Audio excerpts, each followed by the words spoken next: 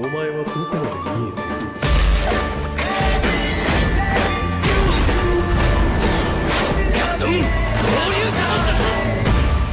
俺の死に様か。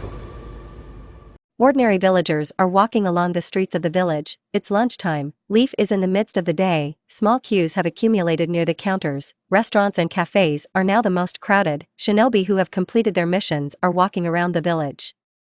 Ordinary Konoha, what could be more familiar to the villagers? It's a pity that all this is destined to end. Quite far from the village of List, in one of the caves, a desperate woman's scream can be heard. How it hurts me. On the altar, in the middle of the room, a girl lies holding hands. Red, even bloody, tousled hair, blue eyes with a green tint, tears flowing, dark bags under the eyes from lack of sleep and pale, painful skin. This is Kushina Uzumaki, who would have thought that the fearless bloody habanero could scream so desperately and painfully. A blond man stands next to Kushina, he is trying to restrain the nine-tailed fox, who is sealed in her, golden hair, deep blue eyes, looking tiredly only at the Jinchuriki. An old woman sits at the habanero's feet, delivering the baby. Sorry, but I've never heard her scream so much, Minato asked worriedly. After the girl's scream he continued, is the birth going well? Namikaze continued. It's okay, Minato, you better watch the seal carefully. Said the old woman, her brown hair was tied in a ponytail, she was definitely tense, her black eyes looked seriously at the man. Biwako Sarutobi, that was the name of this elderly lady. But she's screaming. Minato was still worried. Even though you are the fourth Hokage, don't cause me to panic here. Any man has already lost consciousness from such pain, but we are strong women. The old woman said proudly, trying to reassure the future father. Suddenly the seal began to weaken more, it became immediately clear that Kyubi wanted freedom, he unsuccessfully tried to get out, chained, he fought with all his might, rushed about, growled, did everything possible, but Minato does not give up so easily. While the birth was taking place inside the cave, outside, a man in a dark cloak strangled the last ANBU who stood guard. Without much difficulty, he overcame the barrier, sitting in ambush, waiting for the right moment. Meanwhile, in the cave, the screams became more frequent. Suddenly, a head appeared between the Jinchuriki's legs, and then a child's cry was heard throughout the cave. Kushina, clutching the handrest, stopped screaming, she was breathing heavily, the baby's crying became even louder. Opening her eyes wide, tears of joy flowed, finally, she was able to do it. Minato stood with his eyes wide open, from the overwhelming feelings, he was unable to even move. Suddenly tears flowed from his eyes, he could no longer hold back, he was very happy, now he is a father. Today, I became a father. The fourth shouted joyfully, he was really happy, now in his life, in addition to the very calm Kushina, a small mini version of Minato appeared in his life. What a loud child. Sarutobi said without malice, she was also happy for Kushina. Biwako knew what the bloody habanero had gone through, and believed that the girl deserved happiness. Naruto. Minato shouted enthusiastically, he really wanted to touch this little bundle of happiness, he felt great love now not only for his wife, but now also for his son. Don't touch, the third's wife shouted, but seeing fear and misunderstanding on Minato's part, she explained, first the son must see his mother. She said walking towards Kushina. Naruto, here we are, the red-haired girl whispered happily. The young father, while the old lady was putting the baby to bed, approached his wife and with all tenderness, love and happiness told her. Kushina, are you feeling okay?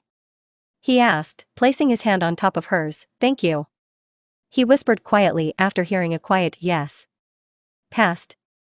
Okay, I understand you're just after giving birth, but you need to close the seal. He said, putting his hand to the seal, but immediately jerked as soon as he heard a scream. Biwako lay dead on the floor with a nurse, and he. The man in a strange mask towered over them. Taking the child in his arms, putting a knife to his throat, he clearly said. Get away from the Jinchuriki.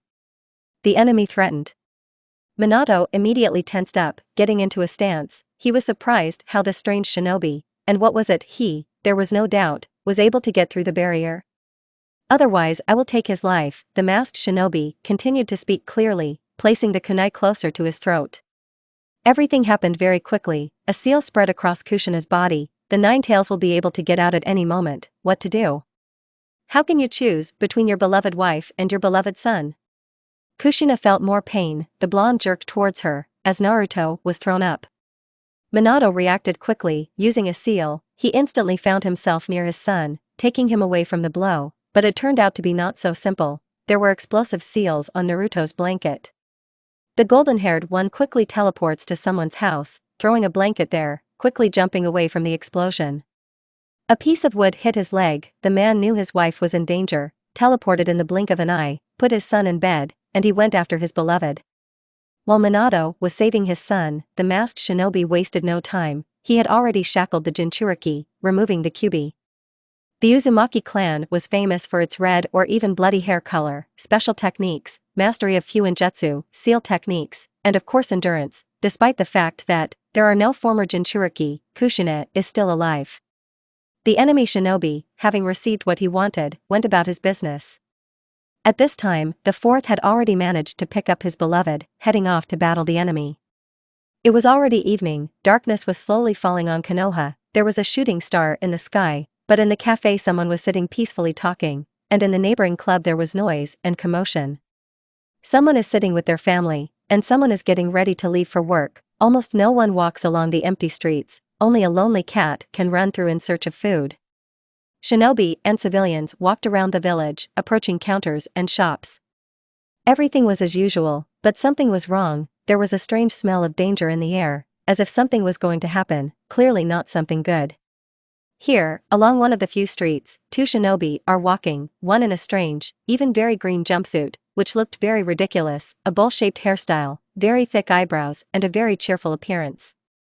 In contrast, the companion who walked next to him was dressed in an ANBU uniform, only without a mask. On his shoulder there was a corresponding tattoo, either gray or silver hair, one eye covered with a bandage, and in general he had half his face covered mask. He was relaxed, but this did not mean that he could not help at any moment or react to danger. They were walking along arguing about something, when suddenly the gray-haired man felt threatened. Something was very tense and disturbing. In the next minutes, a fox appeared in the middle of the village. He was red in color, had 9 tails that restlessly beat the ground, paws with sharp claws, and his eyes.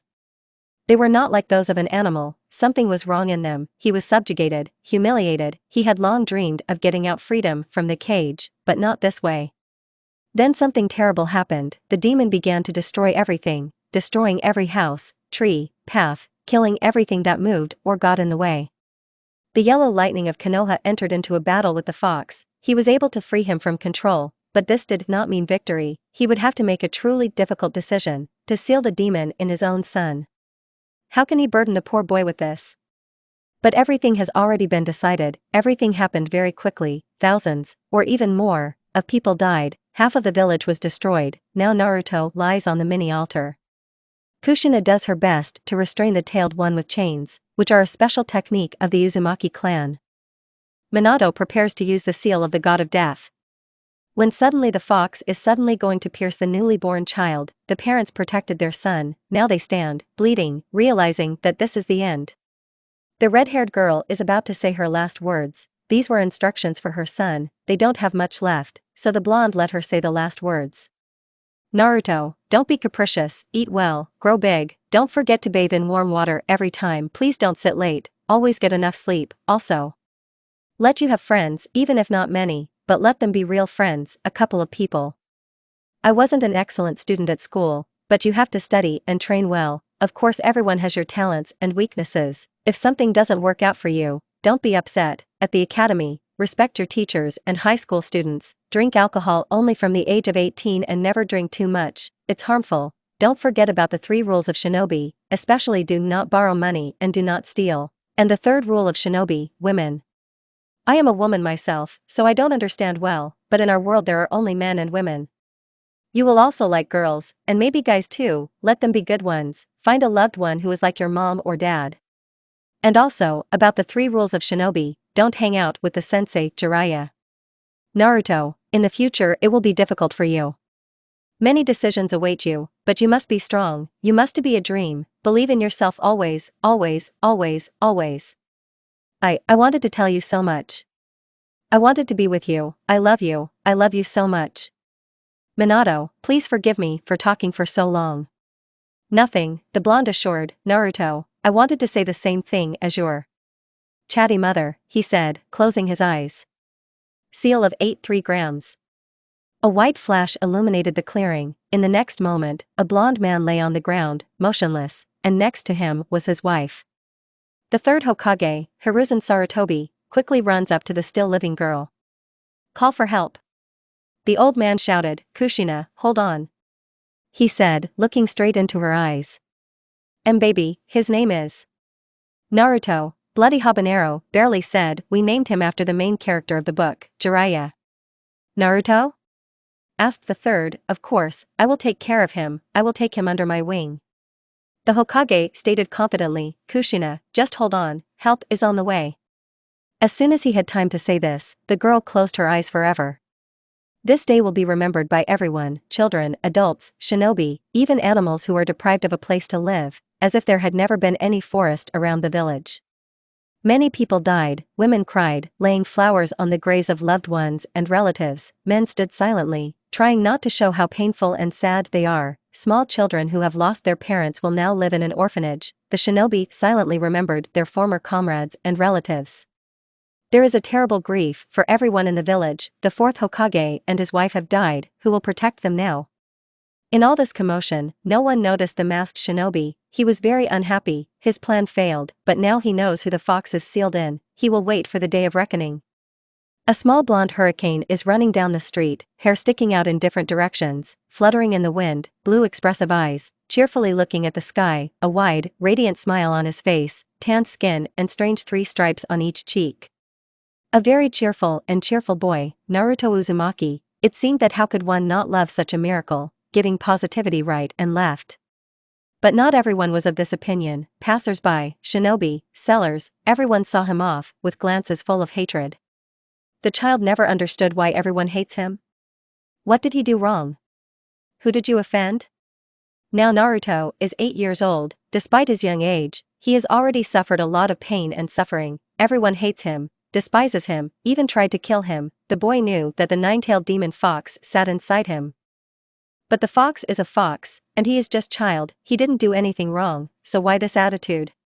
Now running up to the building of the academy, which looked very large, the boy runs into the classroom. The teacher again scolds him for being late, and with a look full of hatred, he escorts him to his desk. In the class, Uzumaki was disliked, especially by the girls. Naruto was always trying to fight Uchiha, the youngest, the girl's favorite. Sasuke is also an orphan, like Uzumaki, but he knew his parents, and what can we say, he lived in a loving family. A caring mother with blue-black hair, black beautiful eyes framed by thick eyelashes, gave warmth, and there was always a pleasant, sweet smile on her face. Mikoto will always prepare food, support at any time, give advice, always smiles, just a magnificent woman. A father, with a constant serious face, dark gray hair, his views on life. He often praised only the eldest, but he loved his youngest son no less. Itachi, the older brother, was a good role model. The boy tried to catch up in everything, and even become better than him. Everything was just wonderful. So he was returning from the academy, approaching the area of the Uchiha clan, too suspiciously quiet. He walks further and sees. On the road lie the dead bodies of people, shinobi, even some of the boy's acquaintances. Sasuke, frightened, ran to the main house. Now he was already crossing the threshold, but no one met him, very quietly, too scary. The room is illuminated by a spark from a thunderstorm beyond. Through the window. He sees the bloody bodies of his parents lying on the floor, and Itachi towering over them. How is it possible? How could his own brother do this? Why? Is it really all for the sake of power? For what? It was still so good, so why does it have to end? Why does all good things come to an end? Sasuke promised himself that his brother would answer for what he had done. He would take revenge on him, for his mother, father, innocent people, and most of all for himself. Another day has ended. Today they were writing a test. Not to say that it was difficult, they were simply testing the knowledge of the students, even if the children do not realize. But from childhood they are made into killers. The life of a shinobi is complex, full of difficulties and sacrifices. Not everyone is ready for this. A guy is walking along one of the streets. His blue-black hair is styled in a very strange hairstyle, like a duck's butt, black eyes that express nothing. Outwardly the guy looks like he doesn't care. He doesn't care about anything, is calm and unshakable, but this is not so. Somewhere inside his soul, he is in great pain. Uchiha Sasuke, and this is him, is walking on the way home. No one is waiting for him there, he is alone, completely alone. Nightmares still torment the guy about that terrible night. He could make friends, share his experiences with at least someone, but why? He's already good alone, he doesn't need anyone. Sitting on a bridge near the river, again alone, he looks into the distance, thinking, when suddenly something near him, with a scream and splashes, fell into the lake. He opened his eyes wide and couldn't understand what was happening, but recognized him by his wheaten hair, because only this dobe had it bristling like a hedgehog. Hey, Yuzuritanki, have you decided to take a swim? He taunts. Very funny, team. Naruto responded offendedly, floating to the surface. He climbed onto the bridge, wet to the skin, angry and irritated, looking at Sasuke, trying to evoke at least some emotions other than grins and indifference. Dobe, said the brunette, how did you end up here? He was unhappy that someone had violated his personal space. What difference does it make to you? The blonde asked jubilantly. Now the Uchiha was not so calm, on the contrary, his face expressed dissatisfaction, but not for long. I got wet because of you too, the guy said calmly, so be so kind as to explain why you splashed me. Sasuke responded indifferently. I just fell, Naruto lied, but he won't say that he was beaten, and to whom, too. Uchiha? Never. It doesn't happen to anyone, the blonde continued. The younger Uchiha responded, pretending to believe such an obvious lie. Naruto took off the trowel, it was black, unscrewed it from the water and took it in one hand, finally looking displeasedly at brunette and left. Already walking along the path, he turned, for a moment his gaze met Sasuke's, he was saturated with pain, sadness, and loneliness. Naruto knew how hard it was to be alone. But having quickly gathered himself, the Uchiha looked irritably at Uzumaki, who did not remain in debt, and quickly turned away and hurried home. Naruto's apartment was, to put it mildly, dirty. There were ramen packages lying everywhere. On a lonely table, there was a pack of sour milk, one single chair, and that was lying on the floor, a mountain of dishes in the sink, a single unmade bed. Uzumaki wasn't one for messiness, he just didn't have the time. He spends all his time training, studying at the academy, and sleeping. Sometimes he doesn't even have time to eat. The boy had no friends, he was alone in this terrible world, alone, completely alone. After taking a shower, Naruto tiredly plopped down on the bed and fell asleep. The irritating sound of an alarm clock, a loud hit on the floor, equals a terrible mood. The blonde, again without having time to eat breakfast, ran to the ninja academy. He is already 13, he has grown up, his blonde hair has grown, his face has stretched out a little, his sky blue eyes have not changed, his snow-white smile, still with 3 stripes on his cheeks, the skin is now more bronze in color.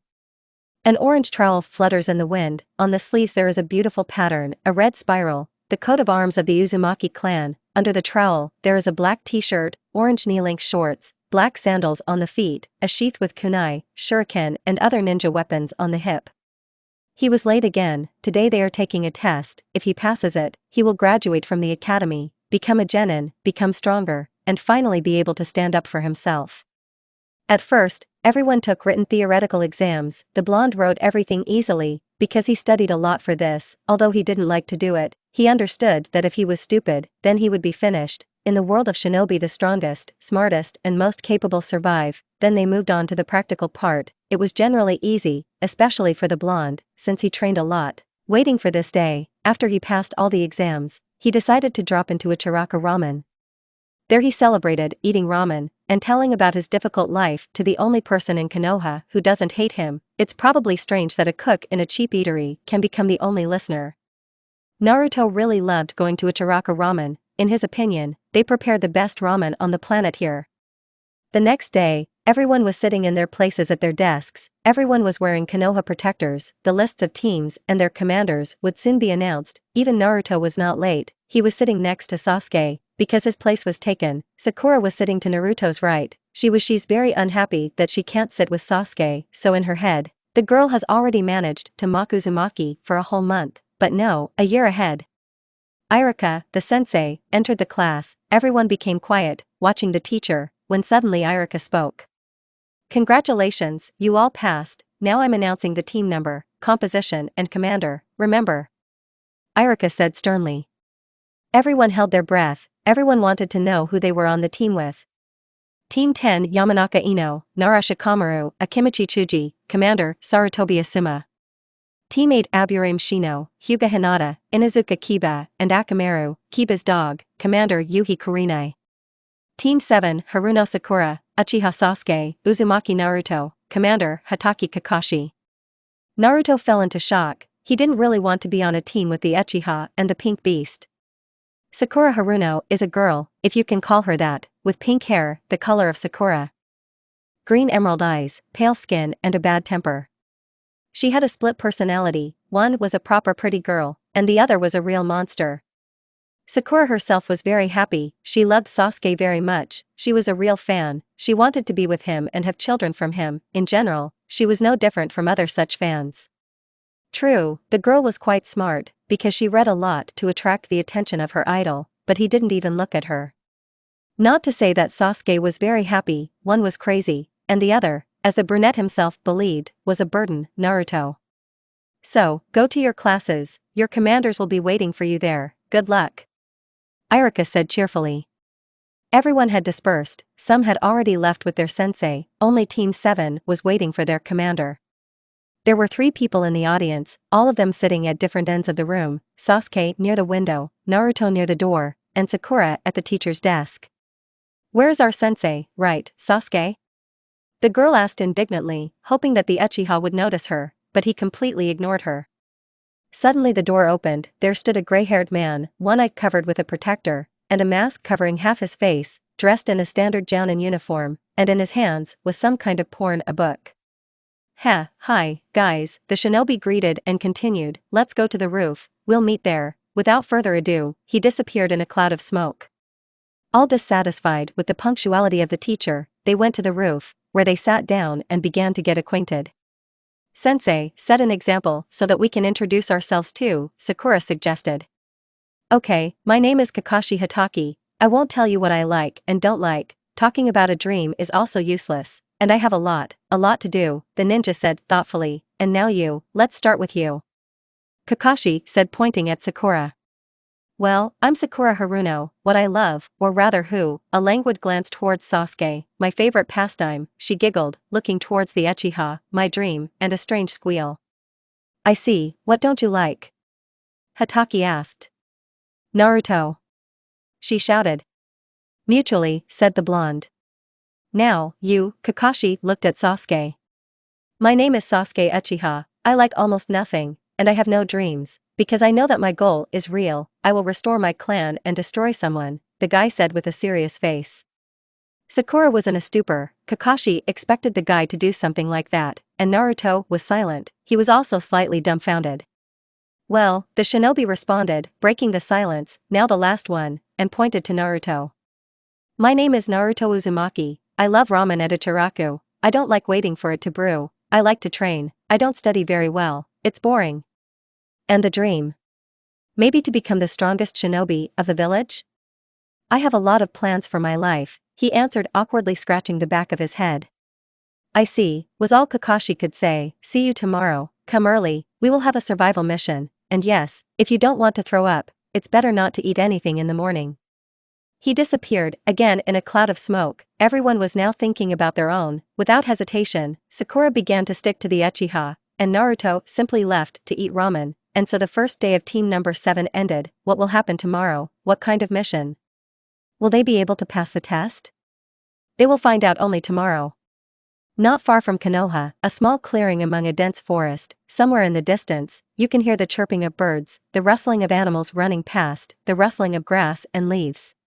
There were 3 tall pillars in the clearing, it was not clear why they were there, but this did not spoil the beautiful landscape. It's a very sunny day, it seems you should be happy, but the 3 genin don't think so. In the same clearing there are 2 boys and a girl, they are very tense, the children are waiting for their sensei to come to begin the test. As you already understood, these are Sakura, Sasuke and Naruto. Kakashi is late, and this is already starting to irritate him, how can he be so unpunctual? The genin sit in complete silence, there is no desire to communicate, in general, the team of them is useless. But this can be fixed, right? Suddenly, the sensei appears in the middle of the clearing, 3 very displeased looks are already looking at him. "Sensei, where have you been?" Sakura asks displeasedly. She was already nervous enough waiting for the sensei. "I got lost on the path of life," Kakashi jokes, continuing to talk, "and so, regarding today's test, we will fight. You need to take this from me," he says, and takes out 2 bells. "Is everything clear?" "No, there are 3 of us, but only 2 bells." Sakura protests. "2 of you will pass, and 1 will return to the academy. Is everything clear?" asks the sensei. Everyone nodded. Hataki said to get ready, and everyone immediately hid. Kakashi noticed that they were not stupid for immediately hiding. Sakura tried to look out for Sasuke. She was not very confident in her abilities, and she liked the Uchiha. Since the girl is quite smart, she decided to develop tactics while still trying to find Sasuke. The youngest Uchiha was sitting on a tree, and not far from him sat a blonde man. They were trying to figure out what to do. Because there are only 2 bells, they need to do something. Maybe they will unite, but then they might be left with nothing. What should they do? How to proceed? The blonde jumped onto Sasuke's branch, thinking about what they should do better. Suddenly a brilliant idea comes to him. He turns to the Uchiha, already opening his mouth to tell his plan, when he immediately closes it, his mouth. One glance from Sasuke was enough to understand that he was thinking about the same thing as the blonde. It was surprising, a little strange and even frightening. This had never happened before. They didn't like each other. They were even sub-enemies. It was strange that 2 such different people could think the same way. Naruto nodded and began to look for Sakura with his eyes, sensing the girl's chakra, and quietly began to approach her. Sakura felt that they were sneaking towards her, became wary, and took out a kunai. Naruto lightly touched the girl's shoulder. She almost screamed from fear, but the guy quickly covered her mouth. "Sakura, it's me, calm down," Naruto whispered. "Sasuke and I have a plan, can you help?" asked the Jinchuriki, already knowing the answer. "Of course, I will help Sasuke-kun," Haruno said enthusiastically. "Lead me, I'll help." Sakura and Naruto set off, and after a couple of seconds they were near Sasuke, starting to discuss the plan. You are probably wondering what kind of plan they came up with. In fact, everything is simple. Since Sakura is quite weak, she will hide and wait for the right moment to attack. Sasuke and Naruto will distract Kakashi, attack him and try in every possible way to exhaust him so that the girl can attack. Having talked for the last time, they got ready to implement the plan. So far everything was according to plan. Uchiha and Uzumaki threw kunai with explosive seals, threw shurikens. Sasuke even used a special fishing line. They managed to distract Kakashi while Haruno was preparing a trap. The trap for the sensei was very simple, but this does not mean that it does not work. Having wound the fishing line around the trees, as discreetly as possible, and attached explosive seals, Sakura sat in ambush, waiting for the boys to drive Hataki into a trap. Now they were already approaching their destination. The guys were already prepared, as was Haruno herself, and now they drive him between the trees. Seals go off, an explosion, and a white cloud of smoke. It was just a shadow clone, but they almost succeeded. Suddenly one explosion near the girl and one near the Uchiha and Uzumaki. They were all divided. This was bad. Everyone understood this, but there was nothing to do, either fight, or try to get back together, which is unlikely to happen.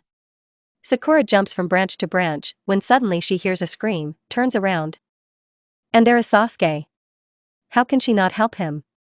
Having changed the route, the girl headed towards the Uchiha. As soon as Haruno approached, she was immediately tied up, and also lost consciousness. Sasuke knew that alone they were nothing, but it was too late. Sakura was useless, and he had no use for Naruto. He could handle it on his own, but whatever one may say, the Uchiha was surprised when he realized that the Uzumaki and he were thinking about the same thing, but, writing it off as a coincidence, did not pay attention. For the guy, Naruto was not a friend or a comrade, and you couldn't call him an enemy, just an acquaintance. But after this accident, the acquaintance turned into a rival, but nothing more. Now standing in the middle of the clearing opposite Kakashi, he was thinking about what to do. Apparently Hataki didn't care about the Uchiha's thought process, so he immediately began to attack. They fought quite seriously. The guy tried his best to at least touch him, but except for one touch to the bell, he made no further progress. The already tired Sasuke barely fought back, but was not going to give up. Naruto, having freed Sakura, brought her to her senses, began to look for Sasuke. They must pass. Each of them pursues their own goals, somewhat revenge, and others, on the contrary, gain. They needed to become a team, otherwise they will not be able to win. that's why two genin ran to follow the familiar chakra. At this time, Uchiha Jr. is already very exhausted, 20 kunai are flying at him, he dodges by jumping back, but explosive seals are already waiting for him, barely dodging. Sasuke is about to attack, puts together the seals of the big fireball and directs the fire directly at Kakashi. Hatake manages to use the substitution, hiding in the bushes. He was very surprised by the boys' abilities, and their teamwork was very pleasing, but this is not enough. He did not want these children to repeat his fate, make the same mistakes. Sasuke is completely exhausted, and his teammates are still not there. Kakashi was about to finish the fight when he was attacked by two genin. Sakura and Naruto ran with all their might, they wanted to make it in time. While they were fighting with the sensei, the guys realized that he was not joking, he would fight them seriously. Uzumaki created two shadow copies of himself. The guy learned this technique once in childhood, he then suffered greatly because of the borrowed scroll from the Hokage. While Sakura helped the exhausted guy, Naruto thought through a plan of action. Long time, Dobe, Sasuke said with a grin, as if it weren't him, exhausted and tired. I thought great Uchiha Sasuke could handle it himself, the Jinchuriki hissed venomously. The guy just chuckled, he was not going to quarrel with Uzumaki, and even in the middle of the battle. Naruto wisely remained silent, although he really wanted to express everything he thought about this pompous idiot. Hatake had already dealt with the clones, which was very easy. When planning to attack, he had to figure it out completely, because the lives of these guys depend on him. Since the girl was weak, and the Uchiha was weakened, he decided to hit him, and of course, check something. The blonde was ready for sensei to attack him, but hesitated when they attacked not him, but the wounded Sasuke. Acting purely on reflexes, he ran up, taking out a kunai and fighting off the attack. One of the kunai hit her in the leg and slightly scratched her cheek, shoulder, and wrist.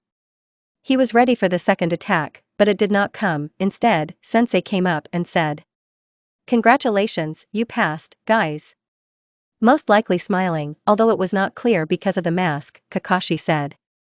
Everyone was stunned by his words and looked at him in bewilderment. "Now I'll explain everything," said the sensei. "You work well as a team, even if you don't get along very well, you help each other, even if you might get injured, you still wouldn't get the bells," Hatake said now, as if smiling, taking out some then the orange book, blushing a little, he left. There was an awkward silence. No one could speak first, when suddenly the silence was broken by Naruto's growling stomach, and then, by Sasuke and Sakura.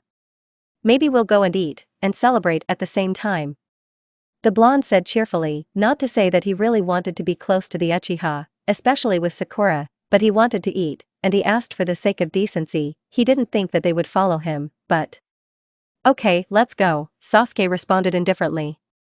Haruno just nodded, this was her chance to sit next to her idol, how could she refuse? Still in silence, they walked to Ichiraka Ramen, took their seats there, and began to eat. The sun is just rising, barely illuminating Konoha with its rays, even if it is only morning, but the residents are already rushing about their business. Some stalls and cafes are not yet open. Shinobi who received missions are in a hurry to leave the village. A typical morning for the hidden village in Listi. In the Hokage's residence, there are 3 genin and their sensei. Naruto, Sakura, and Sasuke are standing in anticipation, although it is unlikely that they will be given a difficult mission. Kakashi, as usual, is reading a book. As it turns out it is an 18+ book. Who knew that the sensei reads this? "And so, team number 7, today you have a new mission," said the 3rd Hokage, Hiruzen Sarutobi, "a rank C mission," the old man said, waiting for the children's reaction. "Wow, finally a mission higher than D rank," Haruno rejoiced. "Okay, what do you need from us?" Kakashi asked, finally looking up from his book. "Everything is quite easy, you need to take this scroll to the residents who live on the outskirts of Konoha and be sure to help, everything you need is in the scroll," said Sarutobi. "Is everything clear?" "Hi." The children and sensei said in unison. "Good luck then." The old man smiled. 10 minutes later, they had already set off. Since they were shinobi, it was not difficult for them to quickly arrive at their destination. It was a small village, civilians walked everywhere, everyone was minding their own business, someone was communicating, or buying something, or just relaxing. In general, a rather peaceful life. What do they need help with? Because the scroll is about this no speech, it's quite strange, but what terrible thing can happen here, in a peaceful village? Naruto asked himself the same thing. How did he and Sasuke fall into a trap so easily? Everything is quite obvious, they were fighting as usual, so they didn't notice the trap. What should we do? The Jinchuriki muttered in confusion. The trap was quite simple, but it turned out to be working. Since the guys were fighting, they caught on the fishing line, thereby turning on the trap mechanism. A stream of all possible weapons poured on them from all sides: kunai, shuriken and fuma shuriken, explosive seals, senbon and much more, Uzumaki and Uchiha. ISO they repelled the blows with all their strength. They were very seriously injured, but it was Naruto who suffered more, as he tried to find at least some kind of loophole to get out of this nightmare, and, of course, to protect his friend. Here they are, completely wounded, but still fighting. They can't die so stupidly, not now. Sasuke sees the state of the blonde, but he can't do anything, he's too weak, as his brother said, but all is not lost. Suddenly the brunette feels a burning sensation in his eyes. Once upon a time he already felt this. Reality feels completely different, the world has become clearer, the colors are brighter and more contrasting. Now he catches every movement, as if the world has slowed down, or has it sped up? Sasuke's eyes turned red, and 3 tomo swirled in them. These eyes are a special feature of the Uchiha clan, the Sharingan, a powerful weapon, but you also have to pay a price for use, but more on that later. Now, he can help. In an instant he finds himself next to Naruto, picking him up and at the same time fighting off the enemy attack, jumping up, and then simply running away. As soon as the brunette thought that it was all over, 10 shinobi attacked them, and how could they defend themselves now? They were not ready for this, it's just a C-rank mission. Standing in the middle of a small clearing, the Uchiha carefully watched every sudden movement of his enemies. He was not used to using these eyes. At any moment he would lose consciousness, and then what? Sensei is not around, Sakura will not help them, the Uzumaki are in a deplorable state. Will he really die with this dope? Sasuke, you bastard, Naruto wheezed, I'll give you chakra, just try to die, the blonde said with a grin. Just as the Uchiha wanted to object, he began to be filled with chakra, strong and warm, the same kind of chakra Naruto has, quite pleasant, and most importantly, it is compatible with the brunette's chakra. Uzumaki, pouring chakra, completely forgot about himself. He had already passed out, and felt nothing, only darkness. Now one can only rely on Sasuke. The Uchiha himself, carefully placing the Jinchuriki, rushed into battle. Even though the brunette now had a lot of chakra, but this did not mean that he had become super strong. His enemies were several times superior to Sasuke. They were strong, agile, and cunning. How could the red-eyed man forget about Naruto? The blonde was now Sasuke's most vulnerable spot, because he couldn't allow Uzumaki to die right here. Taking the attack upon himself, the Uchiha said goodbye to his life and fell. A huge, shabby building. In one of the rooms there are 2 guys. The blonde man who was lying near the window looks very pale, his eyes are closed, he has been here for a week, and next to him lies a brunette man. His naturally pale skin has become blue, his eyes are covered half with a wet bandage. They lie next to each other, they are separated by less than a meter. Usually in a hospital, the beds are placed further away from each other so that everyone has personal space, but in their case, this is hardly possible. Naruto and Sasuke are connected to the same life support apparatus. Konoha is quite advanced in medicine. Since the Uchiha still contains small amounts of Jinchuriki chakra, their chakra is connected. Without realizing it, they share chakra with each other, thereby ensuring life. The blonde's eyes trembled and opened. After lying there for a couple of seconds, he shudders. His movements are limited, since a device is connected to his hand. He looks at his neighbor and is horrified. Is he really dead? But looking at how his chest is heaving, he calms down. Sasuke is his only friend, how is he without it? Naruto, seeing that his chakra was being transferred to the Uchiha, poured in even more. A moment and Sasuke was already sitting on the bed. The blindfold had fallen from his eyes. His black eyes were staring at one very problematic shinobi. Good morning? Uzumaki asks smiling, watching how the brunette squints his eyes, due to the fact that his eyes are not accustomed to the light. You're an idiot? Sasuke doesn't ask, but states the fact, tearing the wire out of his hand. No, you're an idiot, why did you pull out the wire? Uzumaki asks displeasedly. Ha, idiot, it's because of you that we are in the hospital, there was no need to go where we shouldn't, the younger Uchiha grinned.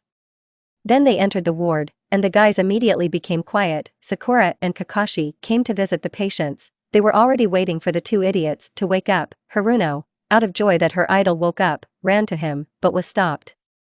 Sakura, I think Sasuke won't be very happy that someone is hanging on to him, Naruto said with a grin and continued, you don't want to hurt him, do you? That's why leave team alone, the blonde finished, smiling when he saw the brunette's grateful look. Sakura looked displeased, calmed down and left. Hatake smiled and wished a speedy recovery, and followed Haruno. What do we do? Asked the Jinchuriki, he didn't really want to lie here. We'll run away, what else, Sasuke said the obvious. Okay, Naruto agreed, tearing out the wire, stood up and opened the window. Well, let's go? Jumping out the window, the guys headed to the blonde's house. As usual, it was empty and dirty, cobwebs were hidden in the corners of the ceiling. And there was a double layer of dust on all things. Do you ever clean here? Asked the brunette, it's very dirty here, it would be better if they came to me. Come to me faster, but there's no point in cleaning here, I'm just sleeping here, Naruto said calmly. Okay, we'll clean up here, because I can't be in such a mess. Sasuke stated. After an hour of cleaning, they fell tired to the floor. You don't even have a sofa, the younger Uchiha muttered displeasedly. I don't need it, Uzumaki muttered just as dissatisfied, if you really want to sit down, there's a chair. No, thank you, I'm afraid I'll kill myself in your chair, Sasuke said mockingly. Do you even have food, that is? Ramen, a lot of ramen, the blonde said in confusion. Oh Kami-sama, are you serious? I won't eat this crap. The Uchiha protested and got up from the floor. What you said? Ramen is actually the most delicious food in the world. You do not understand anything. Naruto was indignant, jumping off the floor. Of course I don't understand how you can eat this, said the girl's idol. But seeing that Uzumaki was about to explode, he quickly said, okay, we'll eat ramen, but not custard, we'd better go to Ichiraku, okay? Sasuke asked reconcilingly. The blonde smiled contentedly and nodded, having changed his clothes. Yes, they still hadn't changed their clothes, they went outside. Well, surprise, Uchiha and Naruto have the same clothing size. Sasuke wore a white loose t-shirt, a black trowel and pants of the same color with sandals on his feet. Uzumaki was dressed the same way, only in an orange t-shirt with some symbol depicted on it. As soon as they left the house, they immediately disappeared, as if they had not been in this place a moment ago. A gray-haired man sits on a tree, silver hair is combed to the side, the protector slides down over one eye, thereby hiding it, a black mask covers the floor of his face, he is dressed in dark blue shinobi pants, a jacket of the same color, a Jounin vest, green, on the sides is the coat of arms of the Uzumaki clan, freely fluttering in the wind. Kakashi was reading some book, sometimes blushing a little, the Hokage made him watch Naruto, the Jounin assumed that the guys would run away from the hospital, but the fact that they would get out surprised him a little. Now the genin have changed clothes, open the door, go out and Hatake, quickly being nearby, teleports them to the third. In the Hokage residence, for about 10 minutes now, Hiruzen and Sakura have been waiting for the arrival of the sensei with the boys. Hatake and a dumbfounded Naruto and Sasuke appeared in the middle of the room. The Hokage looked at them with displeasure, which made the genin recoil, and began his instructive speech. He spoke calmly, it's generally hard to piss him off. Sarutobi was dissatisfied with the boys' escape, they almost died, only a miracle, in the form of Kakashi, saved them from death, and now the guys behave carefree, as if nothing had happened. Okay, Jinchuriki, it's clear that he will recover quickly, but what went through the Uchiha's head is not clear. After an instructive speech that no one listened to, the Hokage continued. I hope you understand everything? Having received an affirmative nod, first from Sasuke, and then from Naruto, he continued, I gathered you for a reason, it's about your mission. Kakashi and Sakura helped the residents, your sensei asked the villagers about the shinobi who attacked you, but they didn't mind. They didn't know, most likely these were either Konoha's Nukenin, or shinobi, from other villages. I still adhere to the second version, do you remember who attacked you? Asked the third, waiting for an answer. Enemy shinobi, the younger Uchiha reported briefly. I see, we'll sort everything out, how are you feeling? Asked the Hokage. Great. What about you Sasuke? The blonde was already tired of being here, he wanted to quickly escape to Ichiraku and eat ramen. Was all the brunette said. Seeing the blank looks, Naruto translated. That means, yes, okay, we're off, taking the Uchiha by the sleeve. He ran out of the office with him, to even more surprised looks. Soon night will fall on Konoha. While it's still evening, you can do what you didn't have time to do in the morning: walk along the evening streets that are already illuminated by lanterns, drop into a store that is not yet closed, go on a date or just take a walk until it's too dark, get together in a group and go to a nightclub, find a secluded place to admire the beauty of the village, enjoy the peaceful time while it lasts. Two guys are walking along one of the streets of Konoha, which is the least crowded. A brunette, who was thinking about something, and a blonde, vehemently proving something, while gesturing with his hands. It's been a year since they graduated from the academy, but it feels like just yesterday they were listening to Iruka-sensei's lectures. Today is the 10th of October, a terrible date for the entire village. Residents are still afraid to go out into the streets. It was on this day that a terrible tragedy occurred. Too many people died. Relatives of the victims who found the strength to come pray near the graves of their relatives, others remember the dead at home, and some wash down their grief with alcohol. A terrible day, the 10th of October, the date of the nine-tailed demon fox's attack on Konoha, the death of the Hokage and his wife, the destruction of the hidden village in the leaves, the death of many shinobi and just civilians. How unlucky it was for one bright boy to be born on this very day. Naruto Uzumaki is the Jinchuriki of the Kyuubi who caused a lot of trouble to Konoha. Since there is a demon inside the guy, does that mean he is to blame for all the troubles of the village? No one cares at all that he is just a human, that the fox destroyed Konoha before sealing. Who needs these details? You can simply mock a child, blaming him for all your troubles, your weaknesses, your anger, helplessness, insignificance. And now, while the genin are walking down the street, walking carefree, Uzumaki is being pestered again. Why did he just go outside? I could have sat at home, but the village at night is so beautiful that it is impossible to sit in the apartment. The cool wind that caresses the face, fresh air and the beautiful night sky, the first dim stars filling the entire space, the moon that shines brightly, illuminating the way. What did such a brat forget here? A man from the crowd asks drunkenly. The demon decided to take a walk? Animals need to be kept on a leash, especially like this. You don't belong here. A non-entity like you has no right to live. Naruto stood with his head down, listening to all the claims, reproaches, curses, and threats directed at him. He would like to answer something, but he understood that he would only make it worse. Perhaps he would be put in a cage, or in prison, and what would be even worse would be that experiments would be carried out on him.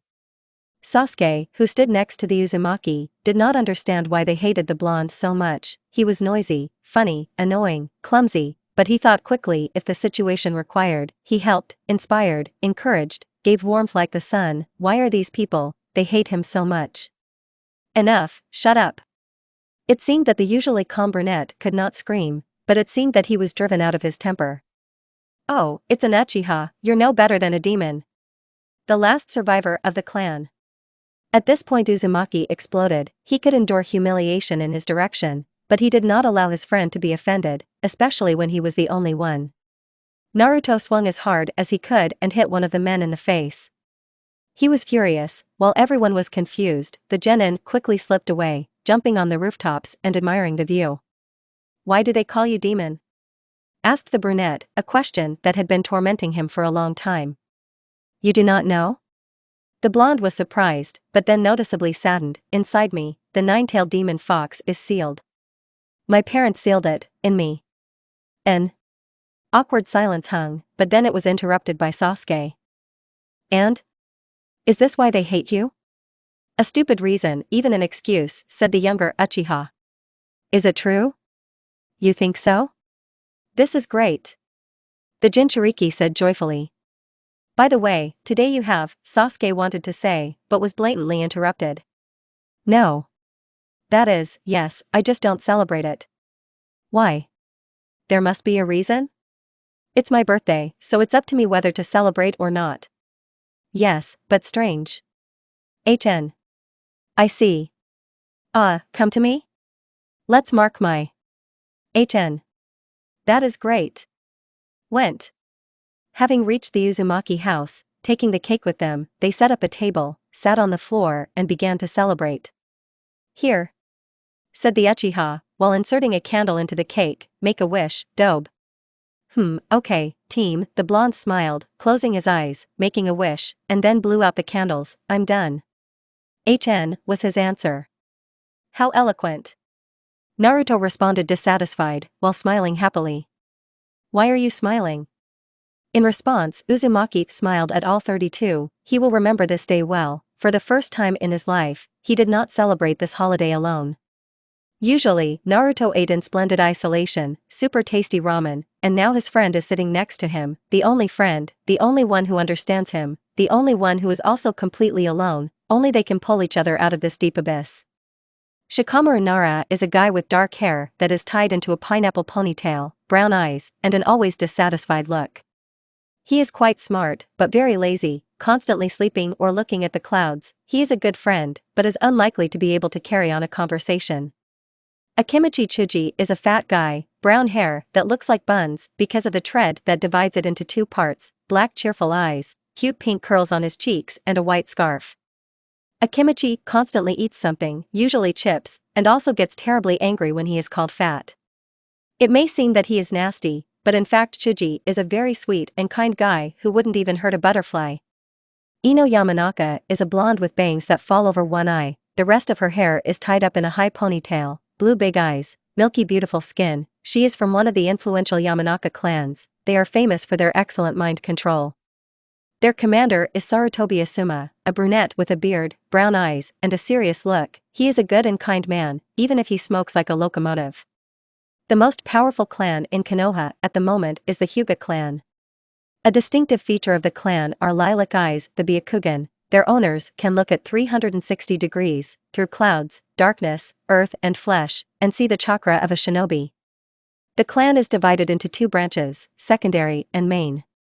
Hinata Hyuga, the owner of a white eye, the heiress of the strongest clan from the main branch, the daughter of the head of the Hyuga, a girl with beautiful blue hair, medium length, reaching to her chest, quite shy and sweet. She secretly, it seems to her, is in love with her teammate Kiba Inuzuka. A nice guy who loves dogs, brown-haired with a messy head, black eyes, and red triangles under them. A cheerful guy, the life of the party. He also likes Hinata, but somehow he doesn't have the courage to admit it. There is also a strange guy on their team, Aburame Shino. Insects live in his body, in return he can attack with them, a kind of symbiosis. He wears black glasses, and brown hair sticks out at the top. Kurina Yuhi is the commander of such a strange team, a specialist in genjutsu, illusion, a brown-haired woman with red eyes, a good woman and a magnificent jounin. Under the hidden village in the leaves, there is a secret organization Root Anbu, its head Shimura Danzo, a vile old man. As soon as he found out that the genin would have joint training, he sent his Anbu. Sai is a pale guy, short jet black hair, eyes of the same color, an unnatural smile, dressed in a black Root t-shirt with sleeves of different lengths, black breeches, and the same black sandals. He also has a bandage on his right leg and a backpack containing scrolls. Ink and brushes. Shizuka is blonde, hair reaches to her shoulder blades, as well as bangs that completely cover her forehead, empty blue eyes, dressed in black shinobi pants, a black Root t-shirt with short sleeves, dark blue sandals, a protector, as kunoichi usually like to wear, on her neck. Like all genin, she has a scabbard with weapons, as well as a couple of scrolls with seals. Nobuo is brown-haired with cold green eyes, an arrogant smile. The forehead protector is slightly covered by hair, the usual form of the Root. There is a scabbard, scrolls, and two strange kunai that look like two forks. Yamato is the commander of the 11th Root team, brown-haired with short hair, dark black eyes, on his head some kind of protector, a helmet, wears the most ordinary shinobi uniform with a jounin vest. Also, we have known for a long time Team 7, with all its members. Naruto Uzumaki is blonde with blue eyes, 3 stripes, a mustache on each cheek, a forehead protector, slightly covered by bangs, dressed in black knee-length pants, a black trowel, an orange t-shirt and sandals of the same color. There is also a sheath. Sakura Haruno is a girl with bright pink hair that reaches her lower back and green eyes. She has a large forehead, a protector like a hoop on the top of her head, bangs fall on the sides of her face. She is dressed in some kind of dress, cutouts on the sides, and black sports shorts underneath, like a scabbard with a weapon. Sasuke Uchiha is a brunette with black eyes, hair falling in front on the sides, and at the back of his head the hair protrudes like a duck's butt, dressed in a blue t-shirt with a wide collar and short sleeves, gray loose shorts. On his arms are armlets in which a ninja fishing line is hidden, blue sandals on feet. Hatake Kakashi is the captain of the team. As you already know, he looks like in the usual shinobi uniform with a green vest, with his unchanged orange book and lazy gait. As usual, the bright sun is shining in Konoha, even if it is already November, but the weather is quite warm. Genin and Jounin have gathered at one of the training grounds, since all the missions have been sorted out for today, and the guys are left without work. Why not use the time profitably? Joint training is very important, it will strengthen team spirit and teamwork. Even though the guys were at training, there was noise and commotion at the training ground. Everyone was very excited about the idea of training together. Ahem, please be quiet. As you know, there will be an exam for the title of Chunin soon, that's why you are here, Kakashi said. You must prove yourself. This time the exam will be held in our village, so don't lose face, show what you are capable of. Your sensei will prepare you, and if you are not confident in yourself, you can refuse. Do you understand everything? Hi. For almost 2 hours now, there has been active action at the training ground. The guys are interacting with each other, helping, fighting, training. Since there are only 4 teams, they were divided into 2, the team of Kurenai and Asuma and the team of Kakashi and Yamato. Each Jounin tried to give advice and teach new things. They teach techniques that they themselves know and much in that spirit. You're Naruto, aren't you? Sai asks, approaching Uzumaki. Yes, the Jinchuriki answers indifferently. He didn't really like that someone was distracting him, but he needed to answer. I wonder if it means you are the Jinchuriki of the demon fox, the guy asks with an unnatural smile. Naruto immediately became serious. He didn't like being called that, and who would know? Sai smiled cutely, as he thought, and left. The Jinchuriki, still not understanding what this conversation was about, continued his training further. It's already evening. Tired and exhausted Genin go home. Their parents are waiting for them. Delicious food, a warm bed, kindness, and care. They are safe there. They will always be supported and helped. On Mount Hokage, the best view of Konoha opens up. 2 guys are sitting in complete silence. Neither Sasuke nor Naruto dare to interrupt it. But why? It's so calm, peaceful, and most importantly, this silence is not awkward at all. Sasuke. Did Kakashi-sensei teach you any new technique? Yes, and what about you, that strange Yamato? Something like that. He taught me how to control the fox's chakra. I see, and Sai. He asked about the demon. I don't know how he knows, but it's bad. They didn't say another word. They sat until the morning, greeting the dawn. Naruto snorted sweetly on Sasuke's shoulder. The last I was in no hurry to wake him up. Hatake found them looking at this sweet picture. And why aren't you sleeping? The brunette flinched in surprise, while managing not to wake the Uzumaki. The younger Uchiha grunted displeasedly. Okay, wake up your sleeping beauty, and run to training. Having said this, the Jounin disappeared. Sasuke turned red like a lobster and began to wake Naruto up, which turned out to be an impossible task. He shouldered the precious burden and rushed to the training ground. Today is an important day. Many shinobi have come here from different countries. Genin to take the exam for the title of Chunin, Jounin to mentor their wards, and the rest to support their village. This exam is carried out to strengthen relationships between countries, as well as test the strength of the younger generation. There are many countries, but the 5 great shinobi countries stand out. Each of these countries has its own daimyo, as well as a hidden village with its own ruler, the Kage. Each country has its own culture, traditions, rules, and attractions. Country of Fire, a hidden village in the sheets. The village's ruler is the Hokage. Country of Wind, a hidden village in the sands. The village's ruler is the Kazekage. Country of Lightning, a hidden village in the clouds. The village's ruler is the Raikage. Land of Water, a hidden village in the fog. The village's ruler is the Mizukage. Country of Earth, hidden village in stones, governed by Tsuchikage. Sasuke, Sakura, and Naruto were walking around Konoha. They had already submitted applications and would participate. While the genin were walking, they met the same genin, only from other villages. The exam will start soon, you need to hurry up, when suddenly a child's cry is heard from a neighboring area. Hey, let me go. A strange guy, his face is painted with purple patterns, on his head is a strange black hat with ears, on his forehead is a sand protector, dressed in a black jumpsuit, black gloves, and sandals of the same color, which are just above his ankles. Behind his back, a strange vessel wrapped in bandages. Judging by his displeased face, he is clearly hostile. With one hand the guy is holding some child by a long scarf, the other hand is in his pocket. Kankuro, that's enough, let him go, we don't need problems, it's just a child," said a rather pretty girl. A blonde with 4 ponytails at the back of her head, bangs falling on the sides, a sand protector on her forehead. She is wearing a long kimono with a red belt tied around it. On her legs are fishnet stockings and black sandals. Above the ankles, on her hands are black gloves, without fingers. Behind her back, huge white fan. "Temari, I don't care about this little sucker, but he crashed into me," said a certain Kankuro with a grin on his lips. Perhaps he wanted to say something else, but he was interrupted by a blow to the face with a stone. "Who?" Batman said, hissing angrily. "I." Naruto responded smugly. He clearly liked what was happening, which cannot be said about Sakura and Sasuke. It's not that they were afraid, but they don't need extra problems. "Naruto, there's no need to do anything stupid," the girl warned, threatening to hit him with her fist. Sakura, the blonde, looked at the girl with a cold gaze. The pupils of the eyes became like those of an animal, vertical, the color darkened, the stripes on the cheeks became darker, the fangs became sharper and protruded, and the smile became like the grin of a predator. "Be a friend, don't interfere," advised the Jinchuriki. Turning to his victim, "Do you want to fight?" Already turning to the genin from sand, the blonde asked. Kankuro jumped back as if scalded. He knew perfectly well that grin, such terrifying chakra, such thirst for blood. "Interesting," said the guy who stood behind Uzumaki. "Did you notice me? Are you also a Jinchuriki?" asked the same boy, who had a kunai at his throat.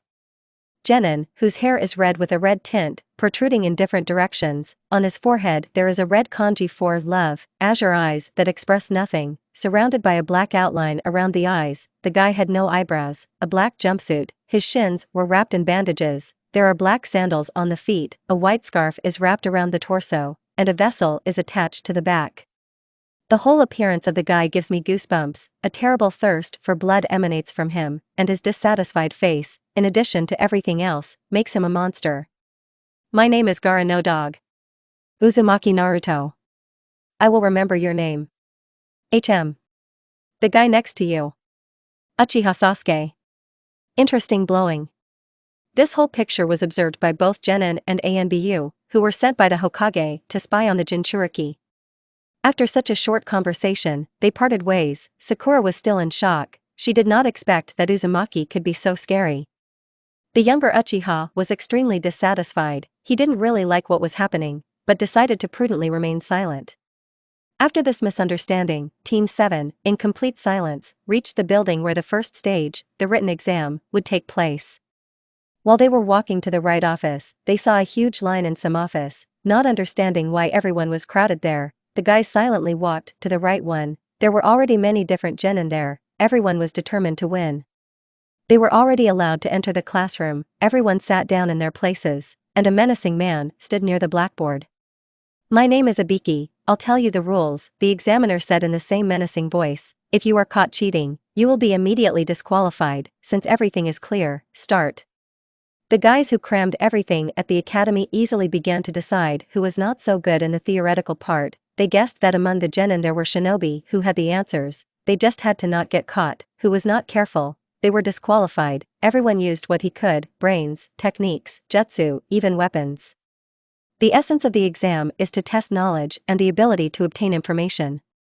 Most of the allotted time has already passed. More than 3 teams have already been taken away.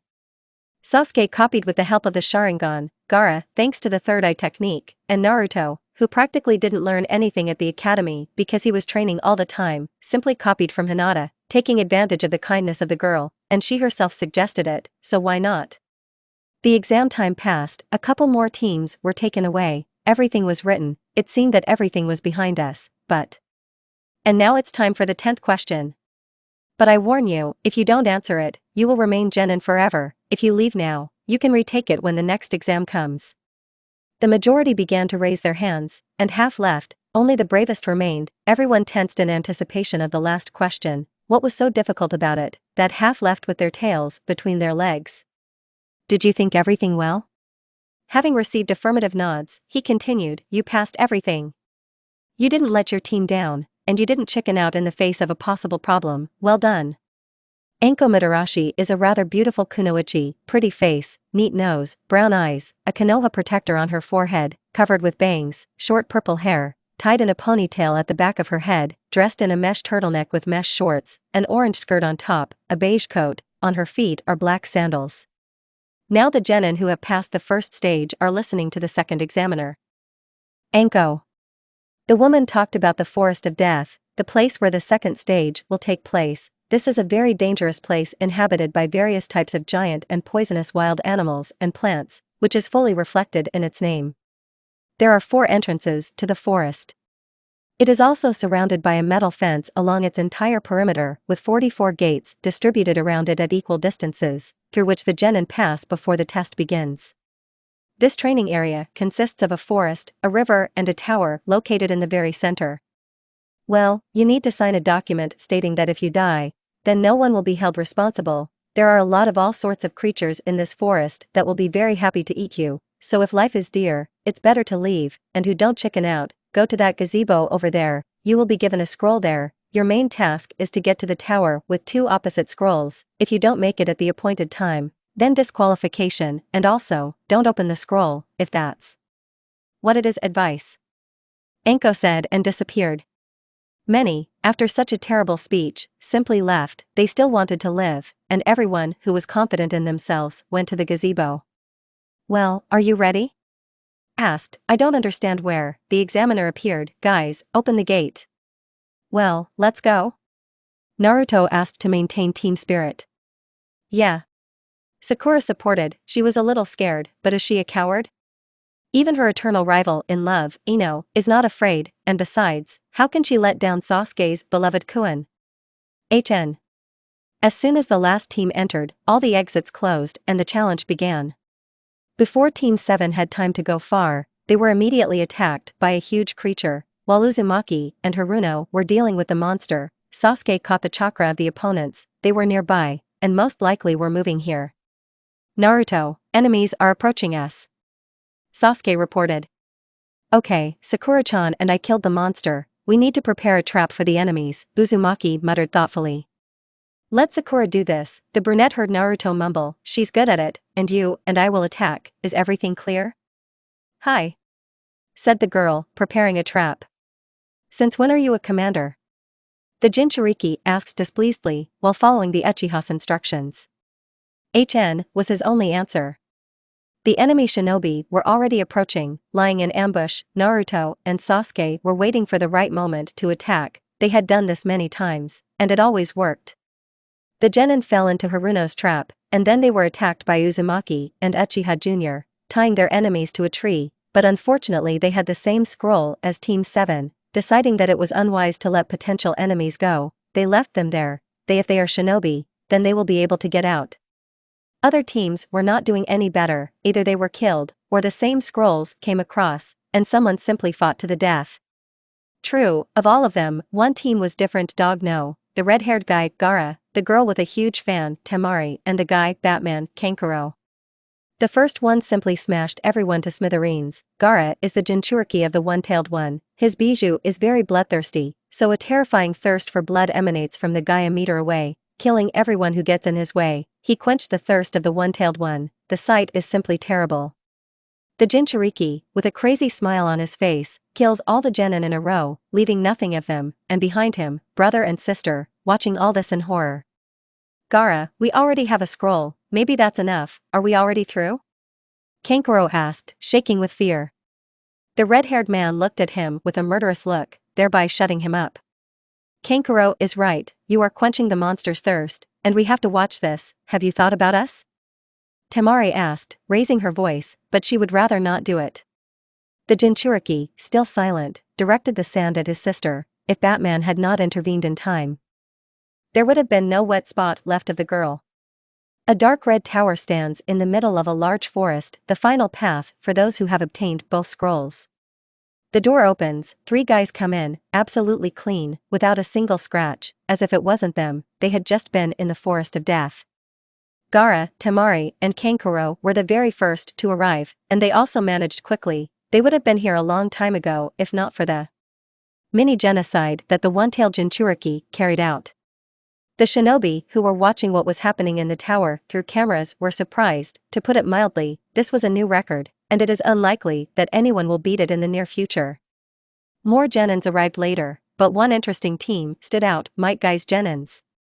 Rock Lee is a strange, very strange guy, black hair cut into a bowl, thick eyebrows of the same color, round black eyes, an oval face and a green tight-fitting overalls. His wrists are wrapped in bandages, his legs are wearing orange leg warmers with weights. He specializes only in taijutsu. These are techniques related to martial arts or optimization of a person's natural abilities. 10 Takahashi is a brown-haired, sweet girl. Her hair is tied up in 2 buns. She is dressed in a pink vest and dark turquoise shinobi pants, with blue sandals on her feet. Uses exclusively weapons from special scrolls. Niji Hyuga is a guy from the Hyugo clan, a side branch, long brown hair tied with an elastic band at the end, lilac eyes, wearing a beige vest with clasps in the front, brown shorts, blue sandals. His right leg and arm are wrapped in bandages. A very capable guy who hates the main branch, namely Hinata. Might Guy is the team leader. He also looks and dresses like Rock Lee. He talks all the time about the power of youth. He is very strong, and is also Kakashi Hataki's rival. A huge dark forest, tall trees like a wall. In the middle of a small clearing, 2 guys are standing. They were suddenly attacked by a girl with a long tongue. They have been trying to break away from her for an hour, because after 5 minutes of fighting they realized that it was useless to fight. She found they were taken by surprise, where no one expected. Now the guys, like hunted animals, don't know where to go. All that's left to do is fight. She attacks first, quickly and elusively. Sasuke has to use the Sharingan. Naruto uses the fox's chakra, releasing it little by little, so that the demon does not take over him completely. This is what Yamato-sensei taught him. The genin fought with all their might. The guys even tried to combine attacks, which didn't turn out so bad. They understood each other without words. Everything happened so quickly. Even though they fought as one, they were still children. Jinchuriki and Uchiha are generally a strange duo. The 9-tailed demon fox hates the Uchiha, the latter hate the Kyuubi. Nevertheless, they are forced to fight together. They made a good team. The weapon has already run out, the strength is running out, the body is all covered in scratches, abrasions, bruises, wounds, but nevertheless we need to fight on. Once the guys got into a similar scrape, but then sensei saved them. Now nothing can save them. Sakura, who has been passed out for a long time, lies hidden so that no one would be harmed. The girl was attacked from behind, lucky that she is still alive. Suddenly, a strange kunoichi changes her appearance. It feels like she is like a butterfly that is getting out of a cocoon, only now it looks creepy and very disgusting. Now a man is standing in front of the genin. Dark hair, pale face, something very similar to a snake, yellow eyes with vertical pupils, dressed in a black turtleneck and pants, a beige kimono on top, supported by a purple rope, which is tied in the form of a bow, black sandals on his feet.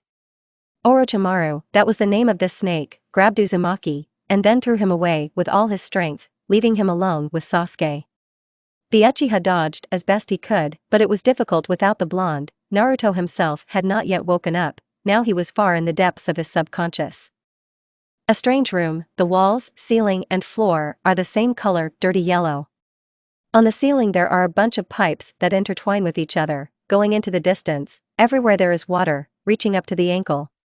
Uzumaki stands in front of a golden cage. At first it may seem that there is no one there, emptiness, but someone else's presence is clearly felt. A moment later, 2 red eyes peek out from behind the cage.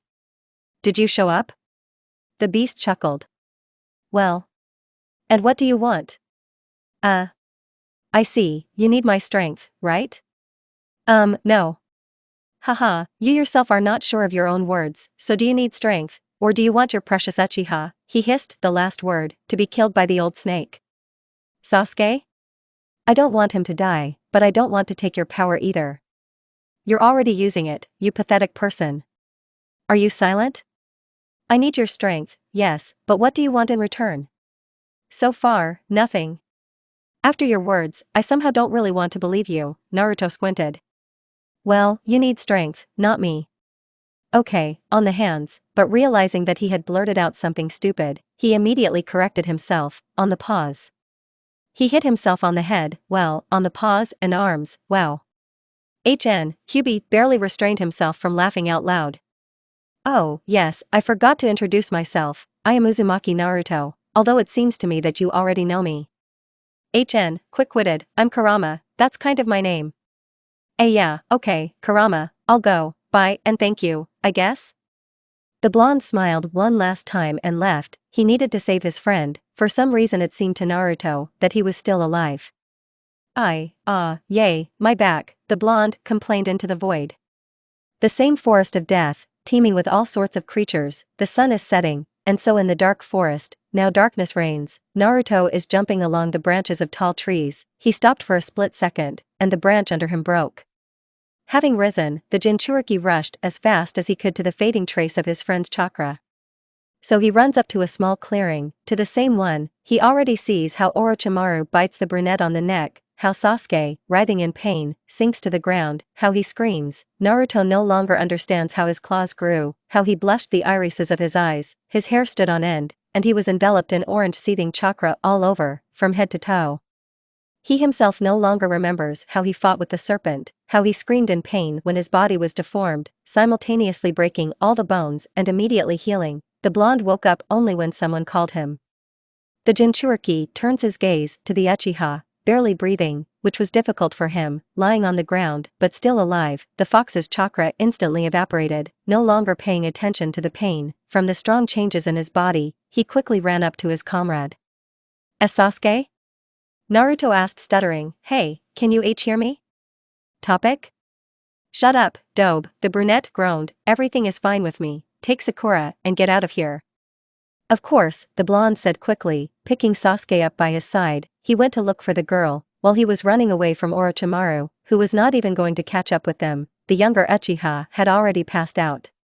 A small cave, a kunoichi lies on a makeshift bed, pale and exhausted. Sakura has not yet woken up. The Jinchuriki put Sasuke away from Haruno. He really didn't like her, and it's unlikely that the guy would be happy to see her face first when he woke up. The blonde took a rag, no one knows where he got it from, and wiped the brunette's forehead, wet it again, and applied it to his forehead.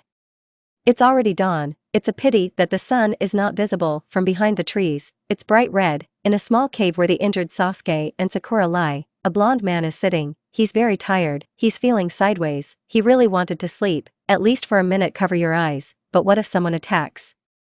He doesn't care about the girl. They never got along. It can even be called mutual hatred, but his conscience did not allow him to abandon her. But the Uchiha, even if he wanted to, he could not abandon his Jinchuriki. They were too attached to each other. It will be very difficult to lose this team, even if he is a bastard, but he seems so dear. Naruto's heart bleeds when he sees the half-dead brunette. Anger and anxiety overwhelm him. He was angry, very angry. He was bursting with hatred. The blonde was angry with himself. If only he could be a little faster. Don't stand there like an idol. Now I wish Sasuke was healthy. But you can't turn back time. It's useless to hate yourself. It's better to help as much as you can. She will even jump beyond her capabilities, but the Uchiha will certainly wake up and be healthy. The blonde can barely move. At any moment he will fall asleep. The Jinchuriki has no doubt that this will happen, but he will hold on until the end. Even if he is desperate, he will do everything to make him open his eyes, but no special effort is needed. Sasuke's eyes tremble and then open, but something in his gaze is not right, as if he were a completely different person. Only. Now Naruto looked at the brunette's neck. There was some kind of seal, most likely cursed, 3 tomoyos, and from them some symbols were spreading all over his body. Sasuke, who stood in front of the stunned blonde, looked ominously. This look gives you goosebumps. It makes you shake with fear. Run as far as possible, just not to see this terrible look. But Naruto is still in place. The Jinchuriki gets up, having been sitting on the floor the whole time, and looks fearless into his eyes. What did I do to deserve such a murderous look? Uzumaki asks confidently. He is pretty tired of this kind of treatment. Why are you silent? There's nothing to say, Naruto continued, only now he was accusing. It was even offensive. Okay, what happened in the clearing? What did the snake do to you? Where's this seal from? Did he give it to you? The Jinchuriki asked endless questions. Uzumaki, shut your mouth. I'm tired of you. Tired of it? Okay, I won't bother you. Just calm down your seal, otherwise you'll be all black.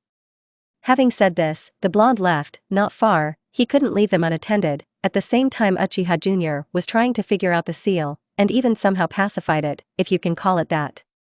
Naruto makes sure that no one disturbs those in the cave. Uzumaki always knew that the brunette was a bastard, but this is too much. He was so carried away that he did not notice the approaching enemies. He was lucky that he had a good reaction. He was not really caught. You're a bad shinobi, since you can't even sense the approach of enemies. although this even plays into our hands, we'll quickly deal with you. TCH. Just when the Jinchuriki thought that he could finally let off steam, this bastard stood in front of him. Team, everything happens so quickly that nothing is clear. Here Sasuke smashes the first enemy, and now the second, and wrings the hands of the third and... Stop. Do not do that. No need, I'll do whatever you say. Just don't.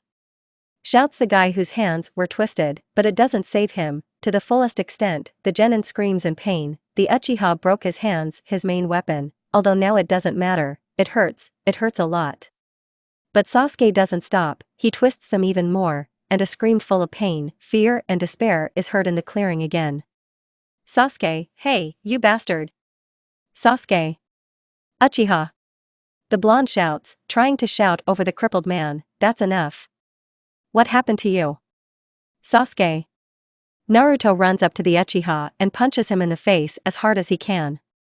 Sasuke flies off, hitting a tree. The enemies, picking up their crippled partner, run, leaving the scroll right at the blonde's feet, so to speak, as a token of gratitude.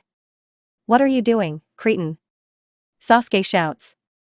Are you completely crazy or something? You almost killed him, what's wrong with you? It's not you, it's like someone else. Naruto also shouts. He is very tired of his friend behaving like this. I'm actually worried about you, and why you? Uzumaki held on with all his might so as not to cry. It was so offensive, but he's a guy, so he shouldn't cry, and he's already an adult. How long can you? When you get back to normal, let me know. We're leaving, we have the second scroll. The Jinchuriki turned around and went back into the cave. Haruno woke up a long time ago. She heard the entire conversation, from beginning to end. For the first time she felt sorry for Naruto. She even developed some kind of sympathy for him, but only as a person. Sakura-chan, oh, are you awake already? It is time. The blonde smiled forcedly. Yeah, and Naruto, how are you feeling? Haruno asked, stuttering a little. She didn't know what reaction to expect from the guy. The guy himself was very surprised. He didn't expect the girl to ask such a question. Did she really hear everything? Then there is no point in pretending that everything is fine? Yes, everything is fine with me, but how are you? Asked the blonde. It was very strange to talk to Sakura like that. Of course, everything is fine with me, but with SAS. I didn't have time to finish when I heard an instant answer. I'm fine, why are you stuck here? It's time for us, the brunette lamented displeasedly, looking askance at Uzumaki. He felt a little remorse, but only a little. Was the instant response from the Jinchuriki. Let's go, Sakura-chan, and quickly left. They make their way through the forest. The red tower is already visible. The genin go there, and that's it. They passed, somehow just even. What should we do next with the scrolls? Naruto asked, scratching the back of his head. Can I open them? Suggested Sakura. Sasuke just silently watched the idol of these two, which frankly infuriated. Usually Uzumaki only talked to him, and now he was having a nice conversation with Haruno, completely ignoring the brunette. Okay, let's try. Here the guys open the scrolls. Kakashi, the sensei, appears with his orange book. Ahem, Kakashi is a sensei. The girl shouted. Oh, hi guys, well, since you're here, it means you passed, congratulations. Sensei congratulated, disappearing. Yes. Was it he who congratulated us like that? Team 7 moved on. There were already genins known to us, as well as from other villages. What can be noted is that everyone has passed since Naruto's graduation. It's not in vain that the teachers suffered, trying to hammer more information into their bright heads. The time is up. Those who did not come, or did not have time, were disqualified. It seemed that everything was over. This stage was over. You could relax and unwind, but like a bolt from the blue, the voice of some shinobi sounded. Please pay attention. You have all passed the second stage, but since there are too many of you, you will fight right now so that half leave. Take your places on the balcony. When your fight is announced, go down to the site and fight. Oh yes, my name is Gecko Hayate, I am your examiner, this shinobi said lazily, sometimes coughing, looking displeased at the guy's cries about injustice. Gecko Hayate is brown-haired, on his head is a blue bandana with a Konoha protector on it, it covers his forehead, hair peeks out under the bandana, bangs between two eyes, under which there are huge bags. It is impossible to say exactly what they are from, either from lack of sleep, or from illness, the guy himself was constantly coughing, so perhaps he was sick with something, dressed in ordinary shinobi clothes with a green vest. Everyone was extremely indignant. They tired, fresh from the forest, battered, and some wounded, had to fight. But despite the confrontation, fighting still began. First fight, Uchiha Sasuke vs Yoroi Akato, start. The examiner announced. I didn't think I'd go first, the brunette thought. Sasuke, don't use the Sharingan, advised Kakashi, who didn't understand where he came from. The seal will begin to suck out your strength. So you know? Asked the Uchiha. He might not have said it. I know it myself. If you can't handle it, I'll stop the fight, and left. Will you stop the fight? Thought the brunette. Good luck, Sasuke-kun. Please go to the site. The fight begins. If your opponent dies or is unable to move, you win. Is everything clear? Get started. As soon as the Uchiha was about to attack, his neck began to hurt. The seal made itself felt. Without wasting a minute, Yoroi attacked him. It was unexpected. He grabbed Sasuke by the head, knocked the brunette down and began to pump out chakra. On the balcony, everyone watched the fight with bated breath. An unknown Yoroi knocked down Uchiha Sasuke. Naruto, although he ignored the brunette, was very worried about him. When Sasuke was knocked to the ground, his heart sank unpleasantly. The brunette, gathering all his strength, kicked Akato in the side, freeing himself. Yoroi ran at Sasuke, using his technique. The brunette himself quickly rose from the ground. Akato made a lunge, but the Uchiha dodged. A couple more attacks, but Sasuke still dodged. When Yoroi almost hit the brunette, the latter barely dodged, avoiding the attack with all his might. Having collected the small remains of chakra, he tried to attack Yoroi, but he deftly dodged, starting anew a series of attacks that were very unsuccessful. No matter how hard Sasuke tries, he cannot cope without the Sharingan. He will have to use it. He has very little time. Having activated the clan's jutsu, symbols spread all over his body. He could not move. He was paralyzed. Accidentally glancing at the balcony, he came across an excited blonde. Naruto gave himself away with, but now it doesn't matter, he said with his lips alone. I believe in you. Win, Sasuke. Somehow, magically, this helped the brunette. All the symbols from the body disappeared. Using the Sharingan, the Uchiha knocked out Akato with one blow, right in the solar plexus. Ahem, winner Uchiha Sasuke. The examiner announced, coughing at the same time. Let's go, Sasuke, Hatake said, without doubting that he would follow him.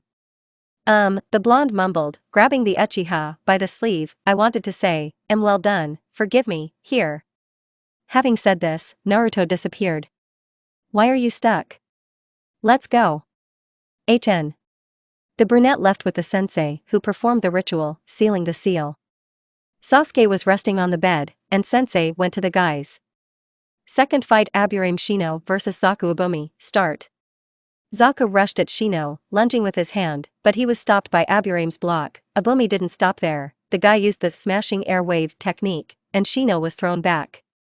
Standing among the smoke, Zaku smiled. He thought that he had won, but he saw the silhouette of Aburame. His face was distorted in horror. The genin inspired fear. Beetles were climbing all over his body. Before Ubumi had time to come to his senses, a horde of insects was approaching him on the ground. Shino folded his hands in a seal. Zaku, shouting something, pointed one hand at Aburame and the other at the beetles. He was going to use the technique, but his hand simply exploded. The beetles made their way into the chakra channels, blocking them. This fight is for Aburame Shino. Shino returned to his comrades. He was congratulated by Hinata, Kiba, and Kurenai sensei, who was extremely surprised. She did not expect this from Aburame, and was very happy for him. Third fight, Kankuro vs Tsuruma Masumi. The Batman guy removed his bandage-wrapped vessel, placing it on the ground. Okay, if you're ready, start the fight. Masumi rushed at him, lunging like a snake wraps around a victim. His body completely shackled Kankuro. With his hand clasping his neck, he broke it. Suddenly the head of Batman turned. The face of a doll was looking at Tsuruma. After a moment, it completely enveloped him, not allowing move. Kankuro himself emerged from the cocoon, which was wrapped in bandages, and with the help of chakra threads he controls the doll, which squeezed Masumi tighter and tighter. I give up. I give up. Winner Kanuro. The site was empty again, only the examiner stood on it. Who announced the next fight? Fourth fight, Haruno Sakura vs Ino Yamanaka. Good luck, Sakura-chan. Thank you, Naruto. If you are ready, then start the battle. As soon as the start of the battle was announced, the girls ran at each other, making all possible attacks, attacking, throwing kunai, trying not to hit vital organs. They simply felt sorry for each other, since they had once been friends. Then another series of blows, but Sakura was faster. She hit Ino in the stomach, even if they were friends. But now the exam, the girls must show what they are capable of. There is no place for pity on the battlefield, so Haruno smashed Yamanaka, right in the jaw. That flew away, but still stood up, angrily drilling a hole in Sakura. The latter again ran towards Ino. She stood up, ready to repel the attack, but did not expect that a clone would attack her from behind. He grabbed her by the arms, thereby limiting her movements. Haruno knocked out the girl. Sakura Haruno won. Well done, Sakura-chan, all that remains is for me to win. Uzumaki shouted cheerfully. Naruto is right, you did great, Sakura, the sensei praised her. From the praise of two people at once, the girl blushed, thanking them. Fifth fight, Temari vs 10 Takahashi, let's start. While Temari was mocking Takahashi, she was thinking about how to attack, so she jumps up, throws 4 shuriken at her opponent. Usually she never misses. Temari stands, didn't even move, like all 4 shuriken, they just fell near her feet. 10, who sank to the ground, looked at her opponent in bewilderment, as she, without even moving, repelled the attack. Takahashi hesitated very much, not knowing what to do, but the support from the balcony helped her concentrate. The girl began to count the distance. She was going to repeat the attack. She ran around the sand kunoichi, and then jumped into the air, taking out a scroll, which spun into a whirlpool, and Takahashi herself was spinning in this whirlwind, spinning like a top. She very quickly threw various types of weapons at the girl, but Temari still stood motionless. When a stream of weapons fell on the girl, she waved her fan, throwing away everything that flew at her. In her hands was a white fan, on which there was one purple moon. 10 repeated the attack, only now with 2 scrolls, which were her secret weapon. But Temari also repelled this attack, only her fan looked different, there were 3 of them moon. The kunoichi waved her fan, and Takahashi fell into a whirlwind of chakra and wind, which caused her many injuries. The winner of the match is Temari. Sixth match, Shikamaru Nara vs Kintsuchi.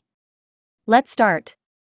The lazy man made seals, another one formed from his shadow, which moved along the ground pushing towards the girl. Kin simply dodged, throwing 2 needles with bells on the ends at Shikamaru. Nara dodged, and the needles met the wall. The lazy man thought that he saw through her plan, but the bells put him into a trance. Now he saw the illusion. Many copies of girls stood in front of him. Shikamaru grinned, all the copies disappeared, and Tsuchi stood motionless. Then the shadow between Nara and Kin became thicker. He deliberately misled her, but in fact, he made his shadow very thin, and then attached it to the girl's shadow. He took a shuriken. Tsuchi repeated this action. They threw shurikens at the same time, then they bent down. The girl already thought that Nara was bluffing, but fainted. He calculated the distance, taking into account his height, and skillfully took advantage of it all. The winner is Nara Shikamaru. Seventh fight, Uzumaki Naruto vs Inuzuka Kiba. Let's start. The dog owner grew claws. He pressed himself to the ground, looking like a predator. He moved so quickly that no one noticed how he hit Uzumaki right in the stomach. He flew straight into the wall. At this time, Sasuke entered the hall. He had already recovered after Hatake sealed his seal. Oh, Sasuke, I'm surprised that you woke up so quickly. Kakashi said. Eh? Sasuke-kun? Where have you been? Asked Sakura. This doesn't concern you. Where is Dobe? He's fighting Kiba. Naruto missed 2 hits, but while the Inuzuka was preparing for the next attack, the guy changed a little. The pupil became vertical, the claws grew longer, the fangs began to protrude and were much sharper. Uzumaki repelled the next attack. Kiba was thrown back, but after getting up, he rushed to meet Naruto. They fought hard, because they hated each other. 5 minutes had already passed. The guys were all wounded and scratched from claws. Inuzuka was clearly tired. Akamaru, who was Kiba's dog, turned into the owner. They attacked together. Uzumaki dodged as best he could, even managed to strike back, but did not last long. Kiba and the dog dealt a very strong blow, from which Naruto fell. The examiner wanted to declare the winner, but the blonde stood up.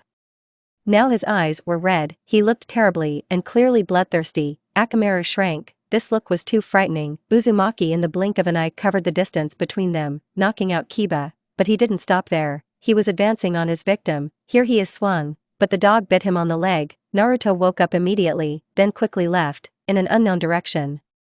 He was declared the winner. There was no longer any need to stay here. 8th fight, Hinata Hyuga vs Neji Hyuga. Let's start. You better give up right away, Neji said, openly mocking his sister. And no, I won't give up. I will fight to the end, Neji and I-san. As you wish. Hinata attacked first. They both possessed the Byakugan, directing chakra into their hands. They fought, trying to get through the chakra channels. The girl was unable to land a strong blow, but Neji hit right in the heart. But the kunoichi did not give up. She tried to strike blow, but her brother was faster. He hit the tenketsu, the chakra points, and then hit Hinata so that she flew away. Surrender, Hinata-sama, this is the last warning. I won't give up, just like that. I won't take my words back. TCH. Neji attacked, and Hinata fell, but she got up and fought, not wanting to lose, but the guy finished her off. The kunoichi could no longer fight, let alone move. She was taken away on a stretcher. Everyone realized that the guy from the Hyuga clan was very strong. It's not for nothing that he was called a genius. The winner is Neji Hyuga.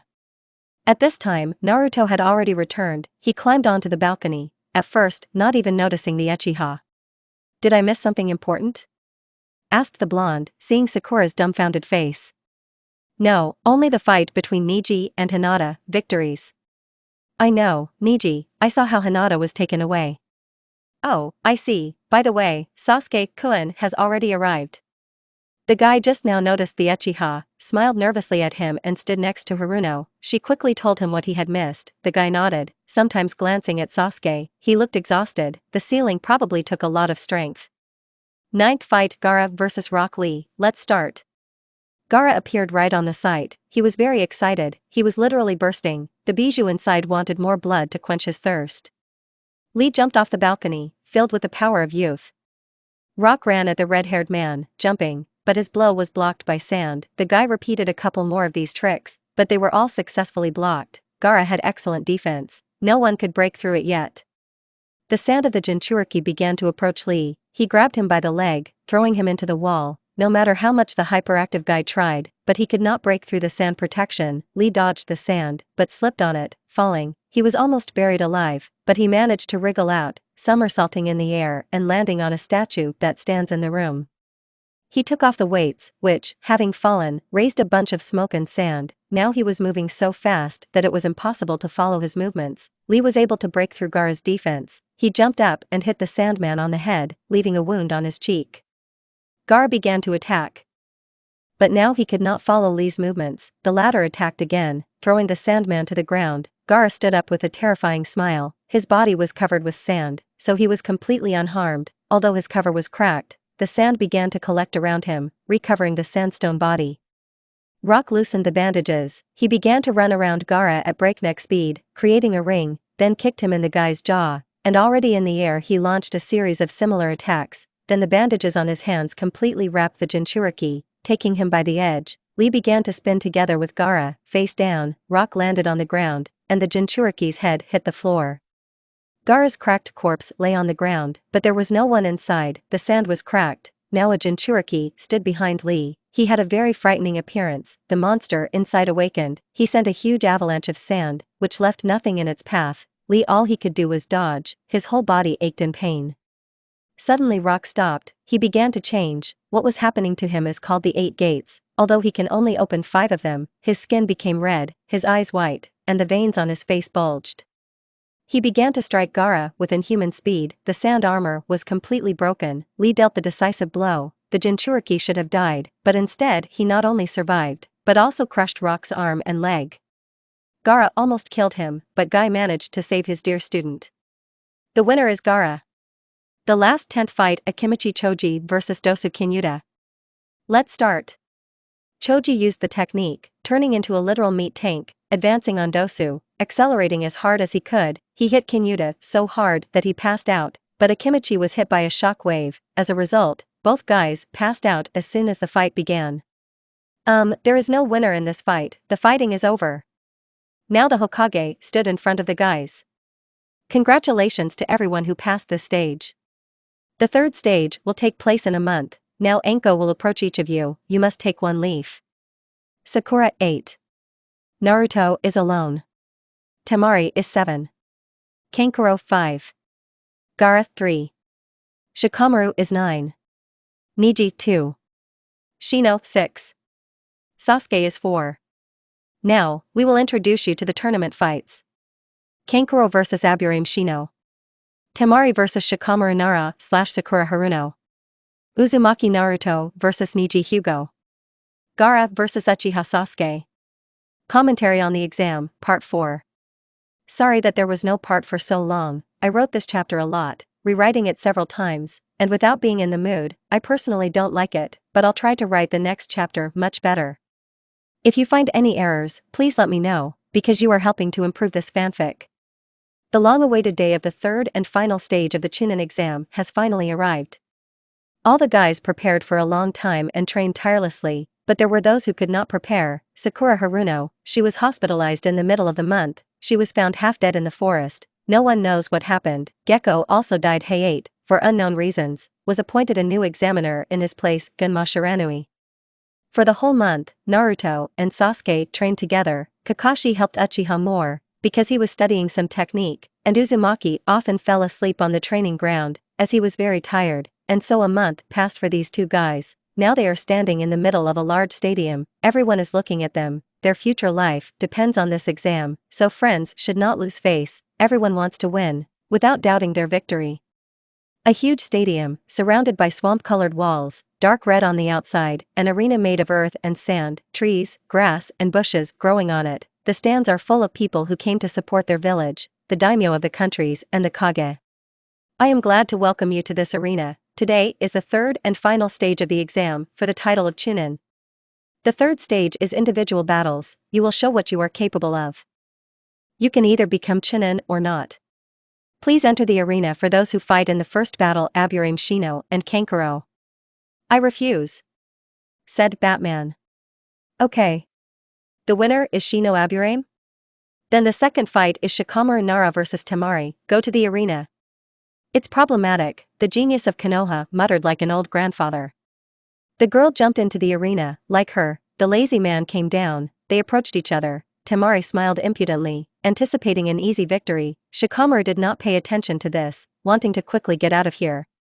If you're ready, let's start. Immediately after the examiner's words, the genin jumped away from each other. To opposite sides of the arena, the girl took out a fan. The guy with the pineapple hairstyle sat down, folding his hands in a seal. Another one formed from his shadow. She, like a snake, tried to get to the blonde, but she deftly dodged. The shadow almost reached her, but stopped. So your shadow has a limit. Having said this, Temari ran her fan along the ground, leaving a stripe. If I stand behind this mark, your shadow will not overtake me. You are helpless, give up. He grinned and opened his fan, starting to throw gusts of wind at Nara that scraped the trees. Shikamaru himself simply hid behind one of the trees, thinking over a plan. Are you chickening out? Decided to hide? The genius of Konoha came out from behind a tree, then sat down. He folded his hands in a strange sign, something like a seal. Temari was wary. She expected that he would throw something out, but the guy just sat there. Then she took the fan, waved it, and another portion of the wind hit the lazy man. Nara managed to dodge, literally next to him. The attack took place. There was nothing left of the tree. The genius of Konoha became wary. Something had to be done, and quickly. Temari got really angry, so she attacked again. After the attack, a lot of smoke formed. 2 kunai flew at the girl. The first one was a centimeter away from the mark on the ground, and the kunoichi reflected the second one. A shadow crawled towards Temari again. She was sure that the shadow would not reach her, but it crossed a strip on the ground, almost catching up with the kunoichi. Fortunately for her, she managed to dodge. It would be time to end the battle. It had dragged on long enough. Temari wanted to finish quickly. She was already making seals. Her body froze. It was impossible to move. After all, Nara got to her. Now all that was left was to wait for his move. There was no need to wait long. They went to each other, towards each other. Both raised their hands, and I give up. The guy and the girl said at the same time. Everyone looked at them dumbfounded. Which one of you? Asked the examiner. I, still in unison. Am I right, are you both giving up? Yes, it seems as if they had come up with this speech in advance, since they spoke at the same time, exactly the same. There is no winner. The next fight is Naruto Uzumaki and Neji Hyuga. Sasuke wished Naruto good luck, which was not very typical of him, but nice, so after saying thank you, the guy went downstairs. Neji was already waiting for him there. Hyuga was very self-confident, not doubting himself for a minute. Uzumaki was a little nervous, without understanding why. If you are ready, then start. Hey, lazy clown, why did you give up? Temari asked. She was really curious why he didn't finish her off. I'm just lazy, the guy shrugged. Well, even if you are lazy, you are smart enough. Thank you? And in general, since I'm a man, I shouldn't lose to a girl, but I'm not going to beat women either, so giving up is the best thing to do. In your opinion, girls are not capable of anything? I did not say that. But you meant it. TCH, problematic woman. Huh. Temari said and walked away in the other direction. While the genin were talking, in the arena, in full swing, a battle was taking place between Hyuga and Uzumaki. They fought fiercely, not sparing each other, but in the end Naruto won. He simply smeared Neji across the site. Finally, the fight that everyone was waiting for has arrived, the fight of Uchiha Sasuke. Everyone had high hopes for him, as if he were the last of the great clan. Their battle did not last long. While the genin were fighting, Konoha was attacked, the village of Sound, and the well-known Suna, the village of Sand.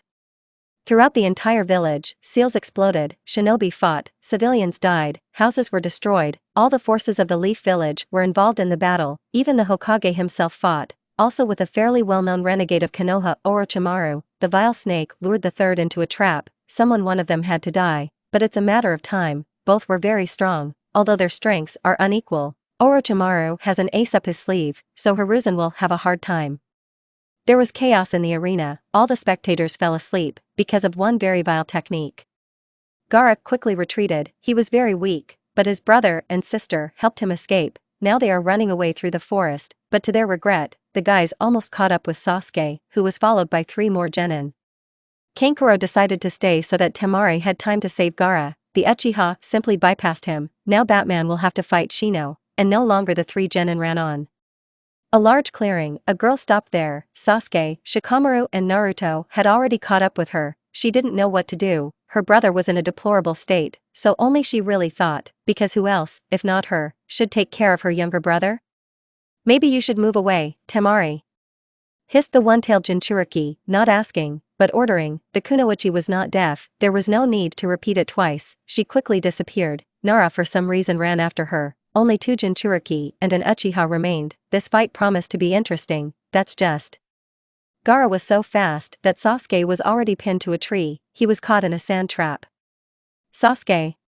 Uzumaki growls like a beast. Kurama woke up. He's been wanting to break away for a long time, and here's Shikaku, the one-tailed one he can't stand. It's time to show what the 9-tailed demon fox is capable of. Temari and Shikamaru fought again, only now they could recoup to the fullest, but not even 5 minutes had passed before Nara was lying down as a kunoichi. Near his throat was a mini version of a large fan that was lying somewhere in the forest. I didn't think you had any more weapons, the brunette said lazily, grinning. There is no use in it. You chained me again. Until you run out of chakra, I will be motionless, but when you run out of it, I will kill you. You know, it's not very nice when your actions are controlled. I can't tell from you. You yourself attacked my village while you were being controlled.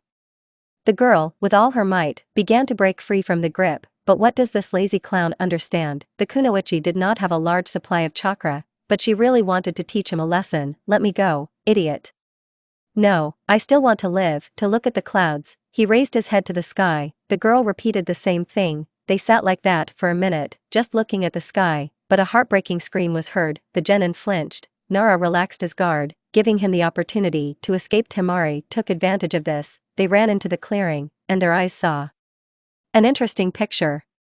Something red with 6 tails, half-turned no dog, and Uchiha Jr., Naruto shouted. His body was greatly transformed, which brought severe pain. Gaara smiled bloodthirstily. Sasuke was completely unconscious. Having looked at each other, the genin were about to intervene, but they were thrown very far away. By a shock wave from a strong attack, they lay unconscious. In a rather interesting position, the genius of Konoha crashed into a tree. There was a kunoichi on his chest. The guy hugged Temari with a death grip. Rather, all this happened intuitively, but we will never know about it. While the couple was resting, a terrible roar was heard over the clearing. And then everything went quiet. A large clearing in the middle of a dense forest, tall green trees, wild berry bushes, a variety of flowers, singing birds, and animals that live here. This place was very peaceful. A moment before the large-scale explosion, now only the name remained of the clearing. 3 people were lying in the middle of a huge quarry. Naruto, when he finally woke up, tried to get up, but was unsuccessful. The battle with Gaara took all his strength. After another unsuccessful attempt, he tried to find Sasuke with his eyes. The last one was crushed by a tree. He was breathing and sleeping. He didn't seem to care at all about the small weight. Then the blonde decided to crawl. He almost reached the brunette. The Jinchuriki of the Nine Tails already wanted to call the Uchiha, but it was as if his voice had been taken away from him. He could not utter a word. At this time, Dogno had already woken up. He was watching this whole picture. A mask of misunderstanding froze on his face. Gaara is a guy devoid of human feelings, as everyone thought, but in fact, inside he was a small and vulnerable child, from whom the whole world had turned his back. Now, watching this scene, he could not hold back his tears. His mask collapsed, full of aloofness and confidence. The guy himself no longer understood what he was feeling, what was happening to his world, which he had so carefully built. All emotions and feelings were mixed up. The unknown was scary. Everything he believed in collapsed in one moment. His whole life flashed before his eyes. But he was never alone. He himself moved away from everyone, building a wall that finally broke. Not far from the same clearing, a place that the explosion did not reach, a guy and a girl were lying. It's strange that the explosion did not wake them up. Temari opens her eyes, and she was shocked, to put it mildly. The girl was lying on top of the guy. He was hugging her around the waist. How could this happen? Hey, lazy clown, wake up. Temari, clearly irritated, pushes Nara in the side. Did you want something? Shikamaru asked, lazily drawing out the letters. It seemed that this situation only bothered him. You, what are you doing? The girl asks indignantly. I? Everything is also lazy, the guy asks. Actually, it's you lying on me. This, firstly, secondly, I saved you from meeting a tree. Perhaps your face would hardly like it. Maybe stop being smart? And let me go already.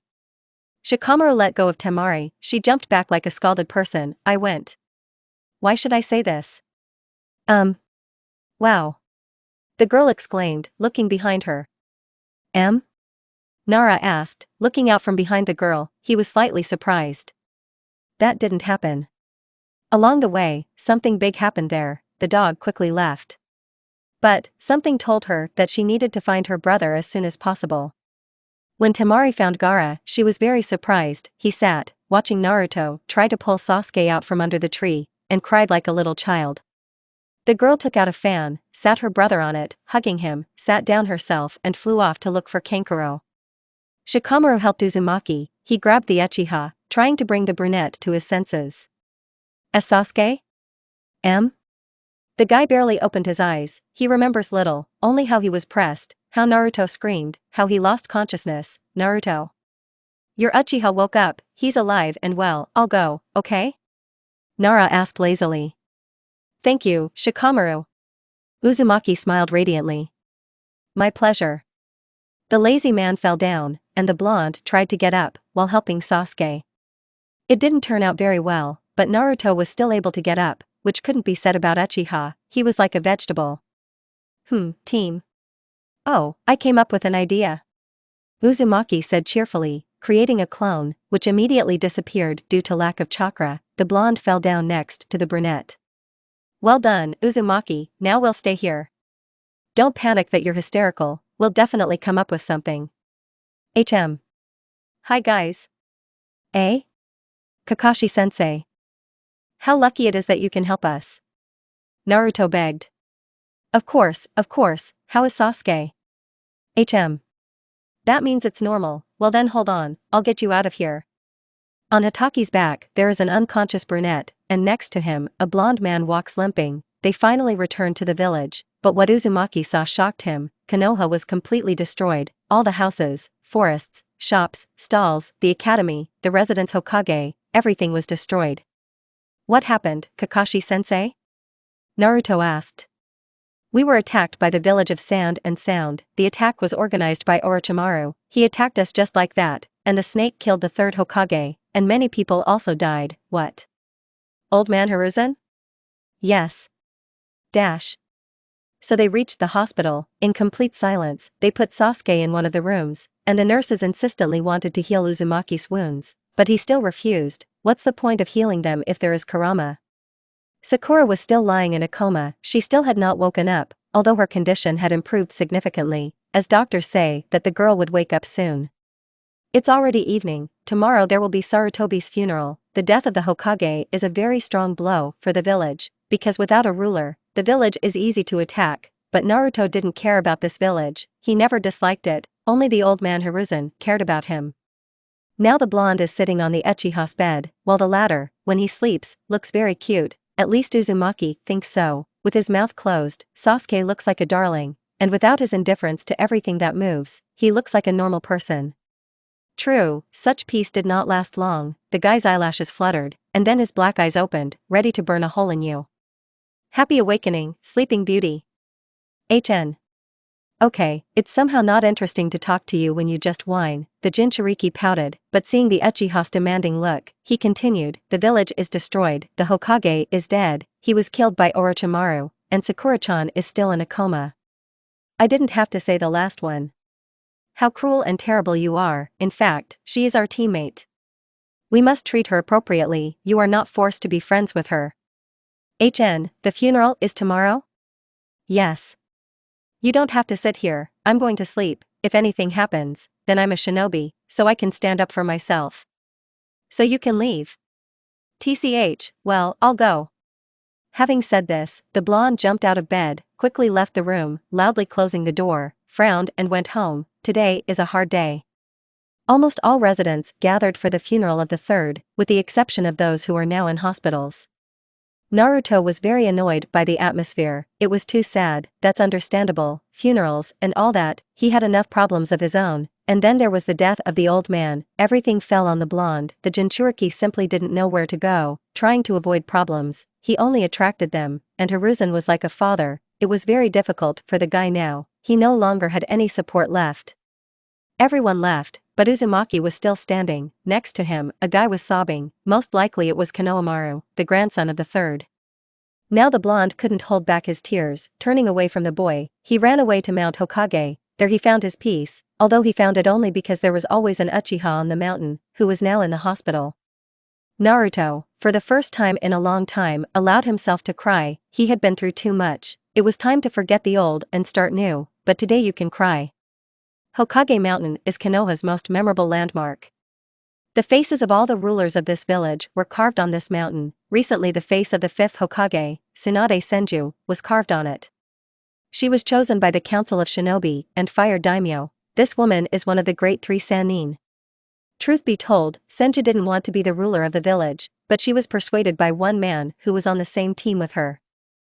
Jiraiya, he's also a pervert, but a very good person. They say that they are dating. They even want to get married soon, but unfortunately, this is not accurate information, and it is unlikely that we will ever know about it. If for some this mountain is a landmark, then, for one noisy blonde, it is a place of calm and tranquility. Enough time has already passed since that ill-fated day when Hiruzen Sarutobi died, enough time to calm down and come to his senses. The leaf is now in a deplorable state, so everyone is making every effort to rebuild the village. It's already deep night. Everyone has been sleeping in cozy or not so comfortable beds for a long time. Animals have hidden in holes. The nocturnal inhabitants of the forest are hunting their prey. Everything is as it should be, but some people are breaking these rules.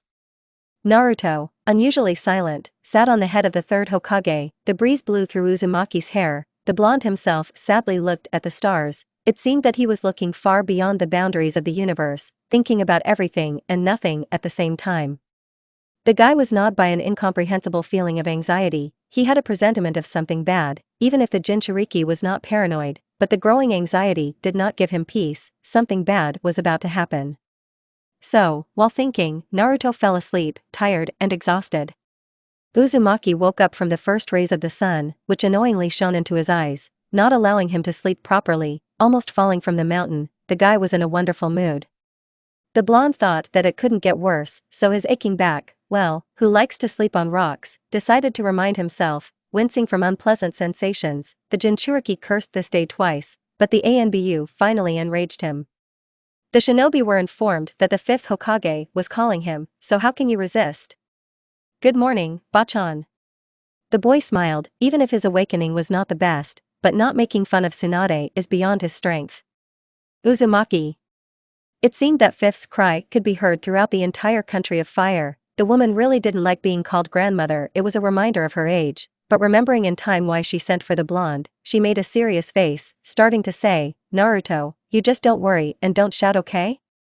Senju ordered more than asked. After an affirmative nod, the Hokage continued, Uchiha Sasuke escaped from the Leaf Village, but until he left the border of the country of fire, the Uchiha is not considered a nuke mean, so we have assembled a team to return him. You are also part of it.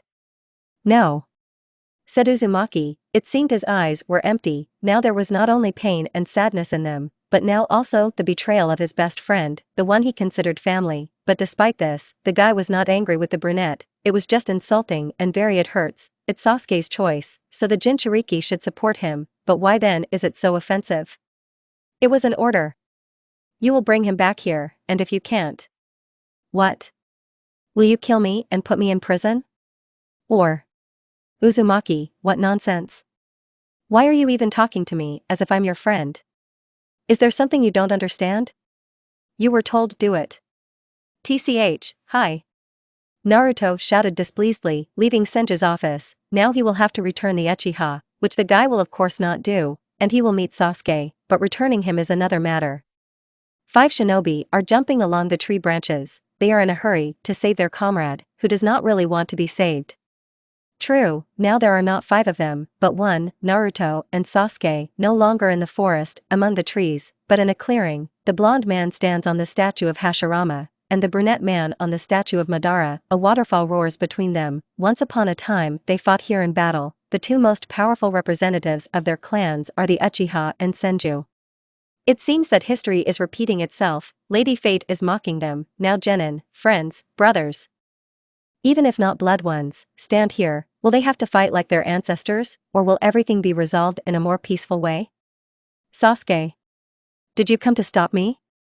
The Uchiha was surprised. He was surprised and annoyed. No, if you want, go away. Bachan sent me. It was an order to return you to Konoha. I somehow don't care whether you return or not. You just could have told me, Naruto, you. Me reproach? The brunette grinned.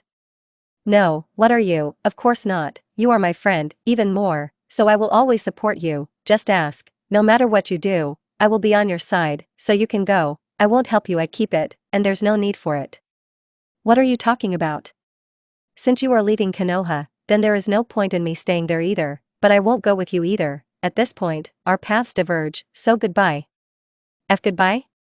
The Jinchuriki smiled, jumped up to Sasuke, stood opposite him, and then hugged him. Because of Naruto's actions, the younger Uchiha was embarrassed, and therefore did not immediately understand what was happening, and without receiving a response to the hug, Uzumaki pulled away, smiled sadly, and whispered, quiet for now, and went the other way.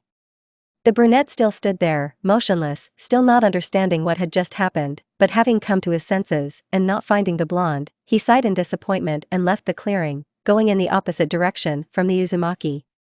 Maybe this day isn't so bad after all? Sakura finally woke up from a long coma. The girl expected to see a joyful Sasuke, with a bouquet of flowers and a box of chocolates, who, after his beloved woke up, would kiss her, promising that he would not leave her again. But unfortunately Haruno is a reality. She was already notified that Uchiha had run away, along with him and Naruto. The girl felt really bad. She cried for a long time that she would no longer see the cute face of the brunette, but then it dawned on Sakura, she never loved Uchiha. He was handsome, smart, wonderful. What can we hide? But what the girl felt for the guy was nothing more than sympathy and admiration. No love.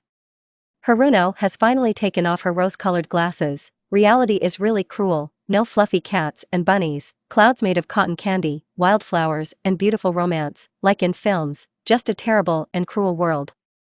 But there is always hope for a better future. The Uchiha will take revenge on her brother, Naruto will find his place on the planet, and Sakura, she will find her one and only, the one who will always support her and love her for who she is. Somewhere in a small village, on the outskirts of the fire country. A small cozy bar, despite the fact that there are a lot of drunks here, and sometimes noisy, the atmosphere here is really comfortable. There are light bulbs hanging from the ceiling, supported by chains. Due to the dim lighting, the room is a little dark, so as not to irritate visitors. Several tables, also a bar counter, nice waitresses in rather revealing clothes, one bartender who mixes cocktails, serves alcohol and can simply listen to your problems. An unremarkable blonde sits behind the bar, dressed in an orange kimono, with a katana sheathed behind his back, the handle of which is black, and sandals on his feet.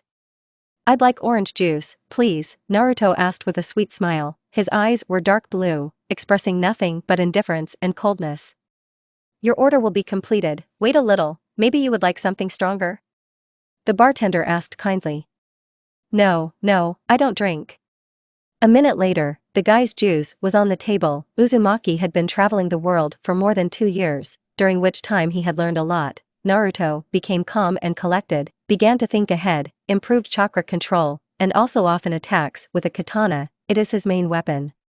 During all this time, Uzumaki tried to kill more than once, since now he is one of the most dangerous nuke. Many people are hunting for his head. For example, the most dangerous organization is Akatsuki. It pursues Jinchuriki, extracting bijou from them. The blonde was no exception. There were only 2 not caught: Uzumaki, Naruto, and Killer Bee. Even though the Jinchuriki are considered one of the most dangerous shinobi, they can hardly be called happy. The worldwide hatred and responsibility that lies on their shoulders. For example, Gaara the dog. No, they say that he was almost killed by Akatsuki, but he was saved by the green beast of Konoha, although no one knows how. While the blonde was drinking his juice, a brunette came into the bar. He was very shabby and tired, sitting down next to Naruto. Sasuke ordered himself tomato juice, looking at the Uzumaki. "I didn't think I'd meet you here," the Uchiha grinned, sipping his juice. "And you, Sasuke, why aren't you in the snake's den?" The blonde argued mockingly. I won't go back there anymore. I killed Orochimaru, and now I'm going to kill my brother." "You don't have to tell me, I don't care somehow. You have changed. Like you, we are no longer 14-year-old children, Sasuke, but I must admit, I'm glad to meet you," the Jinchuriki smiled. "I won't lie, so I don't really care." "And you remained the same as a bastard," the blonde smiled. He had not seen his friend, the bastard, for a long time. Dobe, what are you doing now? Team? Why do you suddenly need something?" "Yes, you will help me kill my brother." Were you ever hit with your head as a child? What makes you think that I will help you?" It's simple, Uzumaki. Firstly, I am your friend. Secondly, you have nothing to do. Thirdly, you are lonely, insignificant. The most dangerous organization is hunting you, and you simply cannot refuse me." "Why do you think so?" the Jinchuriki asked nervously. He was tensed by this situation. "Isn't it clear?" The brunette grinned, moving closer to Naruto's face. Now their noses touched a little. The blonde blushed, but not from anger, but from embarrassment. There was a lump in his throat. He had nothing to answer to this provocation. Seeing that Uzumaki was embarrassed, Sasuke moved even closer, observing a funny picture. Naruto was all red, ready to faint at any moment, trying to say something, mumbling something inaudibly under his breath. The Uchiha still moved away a little, still grinning impudently. "Well, will you help or not?" "Why yes." The Jinchuriki quickly turned away. Having paid for 2, he quickly retreated from the building. "You rode off quickly. Okay, let's go. We have a lot to do, and besides, we need to check what you are capable of." Okay, let's go." Konoha, hospital, chief doctor's office. "Sakura-san, you have a visitor," came a pretty voice. Some nurse. "Let me in," the girl shouted in an orderly tone. A doctor with pink hair, emerald eyes, under which there are bags from lack of sleep, is sitting at the table. For the last week, Haruno has been working tirelessly. There is a huge influx of clients and others. She is wearing a medical gown on top, over her clothes. For 2.5 years, the girl's preferences are in no way haven't changed, still loves bright pink. "Hello, I have." Every day, she listens to the problems and complaints of patients. This work tired her very much. But the kunoichi had to grow up early, go to work, earn money and provide for her old mother and father. "Of course, let me examine you." After Naruto and Sasuke were declared nuke, Sakura did not miss the opportunity to return them. but realizing that this idea was pointless, Haruno simply gave up. And why? Who are they to her? Comrades? Friends? She has a guy she really likes, an ordinary shinobi. They were sent on the same mission, that's where they met. Now the couple is together, although there's no time for dating, but the guy doesn't despair, he still loves his girlfriend. Coming home, he meets Sakura, they have a nice conversation, have dinner, watch movies, and other things that lovers do. Haruno has finally forgotten her first love, which brought her so much suffering. Finally the girl is happy, now she can just enjoy life without worrying about the problems of shinobi. She is just a doctor, she only has ninjutsu, she is absolutely not interested in battles, new techniques, wars, and everything like that. Somewhere deep underground, in one of Orochimaru's dungeons, in a large arena, there are two guys, they are not going to kill each other, they are just sparring to understand who has achieved what. Well, attack, or you'll just stand there like an idol, maybe you're scared, huh, team? HN. Sasuke took out his katana from its sheath, Naruto did the same, the Uchiha took a pose and prepared to attack. Uzumaki decided that he would attack first, since the brunette was tempting. An hour later. Two guys are lying on the floor of the arena, exhausted, but happy with the results. I have to admit, you're not bad. Use your Itanki. A stupid smile appeared on the blonde's face, the old nickname that the bastard called him pleasantly warmed his soul. It turns out Sasuke didn't forget, it was nice, can you at least admit it to yourself?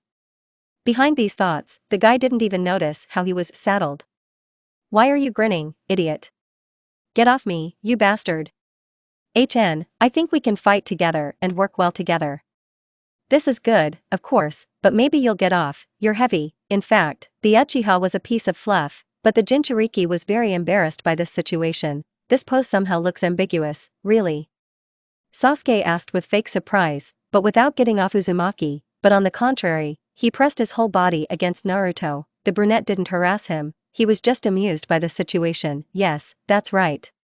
Sighing noisily, the Jinchuriki looked into the eyes of the guy opposite. Both of them were struck by an electric shock, they jumped away from each other, silently leaving the room, in all directions, pretending that nothing had happened. Deep underground, in one of Orochimaru's few hideouts. Yo, Sasuke! Shouted the guy, white, medium-length hair, purple eyes, he smiled with a shark smile. Hello, Suigetsu, the Uchiha greeted Hozuki. The brunette wanted to introduce the blonde, but he, as usual, does everything in his own way. Hi, I'm Uzumaki Naruto. The Jinchuriki extended his hand to shake, imitating friendliness. The guy still didn't understand why the he was helping the Uchiha. And you? I'm Suigetsu Hozuki, nice to meet you, the swordsman smiled. Wow, is that Zabuza's sword? Where did you get it from? Naruto was surprised, I met him once, he was with some guy, and he had this sword. How did you get it? This idiot died protecting the little one, and in the end two died, so I took the sword. Ah. They talked about a lot of other things, but Sasuke stood nervously on the sidelines. Not only was he ignored, but the two were also having a nice conversation, completely not noticing the Uchiha. Hey, Sasuke, you didn't say that you have comrades. Uzumaki smiled, he was happy for his friend, because he finally had a friend, even if only one. HN. Ha ha ha, well, you're boring. The ringing laughter of the Jinchuriki, so sincere and cheerful, echoed throughout the shelter. TCH, okay, we have to go, I'm going to assemble a team. Initially there were supposed to be 4 of us, but Dobe, as usual, ruined everything, so our team is only missing one person. What? Actually, I graciously agreed to help you, you ungrateful bastard. Is it true? I think something was wrong, or should I remind you? Sasuke asked mockingly, moving closer to the blonde. You, Naruto began to blush, he couldn't understand what was more, from anger or from embarrassment. What's wrong with you, Dobe? Team. Uzumaki shouted, leaving the shelter. Don't take too long to get ready, Blondie, we need to hit the road. The Uchiha shouted after him, mocking the guy. The Jinchuriki stopped dead in his tracks. Suigetsu, watching this scene, was touched. There will be a reason for jokes about his new acquaintance, and maybe already his friend Naruto. Finally, the guys got to, who would have thought? Orochimaru's lair. At this base, there is a valuable employee of the serpent Karen Uzumaki. Having escorted Hozuki and Naruto out the door, she closed the door with the Uchiha, trying to seduce him. What do we do? Suigetsu asked calmly, although when he saw his comrade's indifferent face, he realized that it would be of little use. You don't have to worry, Tima only needs revenge on her brother, so she has no chance. I see. Listen, I'm wondering, Karen is from the Uzumaki clan, like you, but the distinctive feature of your family is red hair, so why are you blonde? You know who Jinchuriki are, right? After Hozuki nodded, the guy continued, there are only two left. Killer Bee is the carrier of the 8 tails and I am the carrier of the 9 tails. So, the Biju inside me told me about my parents. My mother was also a Jinchuriki of Kyubi, her name was Kushina Uzumaki, and my father was the 4th Hokage, Namikaze Minato, he was blonde with blue eyes, so I am too, blonde. There was an awkward pause between them. Naruto was sad, memories of his parents brought only sadness, he had never seen them, which was very upsetting. The swordsman was uncomfortable, because he just asked about hair color, and here there was such frankness. The silence was broken by the sound of the doors opening. First the brunette came out, followed by the girl, in whose eyes the flame of love burned. Karen reminded me of the Jinchuriki Sakura, she was also infinitely in love with the Uchiha, memories of the past filled her head, the blonde didn't even immediately notice that his name was being called. Naruto? Dobe? Why are you deaf? Eh? Forgive me, please, I didn't hear, my name is Uzumaki Naruto. I know, Sasuke said. Uzumaki Karen, the kunoichi looked angrily first at Suigetsu, and then at the Jinchuriki, are you gay? What? The guy was taken aback, he didn't think that she would ask this, so I'm not gay, probably, that is, for sure. We have to go, the brunette said irritably, you're nothing but trouble, why did I ask you to help, huh, Dobe? Bastard, Uzumaki hissed, turning around and leaving the room. The exit is on the other side, idiot. I know, idiot. Is it normal that you communicate like this? Asked the white-haired man, he was a little surprised that someone could talk to an Uchiha like that. This idiot has always been like this, as far as I remember. Is he your childhood friend? Yes, we were friends with him, in childhood, and then we left the village, each on our own path. Naruto. What? I did not do anything. I'll kill you. Why? Don't run away, otherwise your death will be painful. This whole circus was watched by Karen and Hozuki. In general they also sometimes fought, but it didn't reach the kindergarten. It all started with the fact that the blonde fidget poured ramen on Uchiha, then accidentally hit him in the stomach, and there's a list on 100 pages, no wonder Sasuke got angry. No matter how hard Naruto tried, it was impossible to escape from the brunette, so the blonde was thrown to the ground by the Uchiha. Just be gentle with me, Naruto muttered, to which Sasuke chuckled. Of course, after that, the brunette began to tickle Uzumaki until he was already out of breath. Sasuke, that's enough, the blonde moaned desperately. He grinned, feeling his superiority, ask better, and somehow it's not clear that you don't like it. Well, please, Sasuke, stop annoying me. I beg you to stop. Okay, as soon as the brunette stood up, Uzumaki immediately attacked him. Haha, I'll take revenge on you, bastard. The fire of revenge burned in Naruto's eyes, but it was replaced by embarrassment, since the Uchiha did not give up. He took Uzumaki by the hips. What are you doing? If someone saw Jinchuriki, they would probably say that the blonde is red, like a tomato. When a groan almost escaped from Naruto, he hit the brunette so that he would fall behind, but the Uchiha did not remain in debt, hitting him on the back of the head. After hesitating, the guy fell right on Sasuke's lips, looking at him in shock, succumbing to some incredible impulse. Naruto opened his mouth. The Uchiha did not keep him waiting, completely taking possession of the guy. Well, what can I say, a very exciting activity, it's a pity that they had to interrupt it. Sasuke. The brunette smiled impudently, did you want something? I'll go. Quickly getting up from the Uchiha, the blonde trudged towards the exit. The brunette wanted to stop the guy, but his comrades called out to him. Sasuke? Why are you on the floor? And where is Naruto? Don't know. We'll go then, don't lag behind. The guy sighed, following the guys. What happened between Sasuke and Naruto will be forgotten for now, but then they will definitely return to it. I'll kill my brother myself, and you stay here. These were the last words the brunette said, hiding behind the tall trees. Why did he assemble a team if he himself would kill Itachi? Karen exclaimed. She was perplexed why Sasuke gathered them if he clearly did not need the team's help. Sister Karen, calm down, the Uchiha gathered us, most likely for his distant plans. We all have our own reasons for being here. Naruto only now realized how meaningless his life is. He simply exists. Here he is, one of the most dangerous shinobi, that's all. Uzumaki never needed this title. Traveling around the world for 2.5 years, he tried to find himself, his place, who needed him. The guy, however, never found this person. When Naruto met the Uchiha, it was as if something had shrunk inside him. He wanted to kill Sasuke so badly that he wouldn't breathe or move. The guy would have destroyed his biggest problem in life right in the bar, but he couldn't. He got attached. I became very attached. And after this awkward incident, when the guys kissed, Naruto didn't have the courage to look into Uchiha's eyes, and now when he could die, he can't do anything, because this is the path of revenge on Sasuke. Killing his brother and renewing the clan is not in his plans. One blonde man came in, which greatly upset the latter.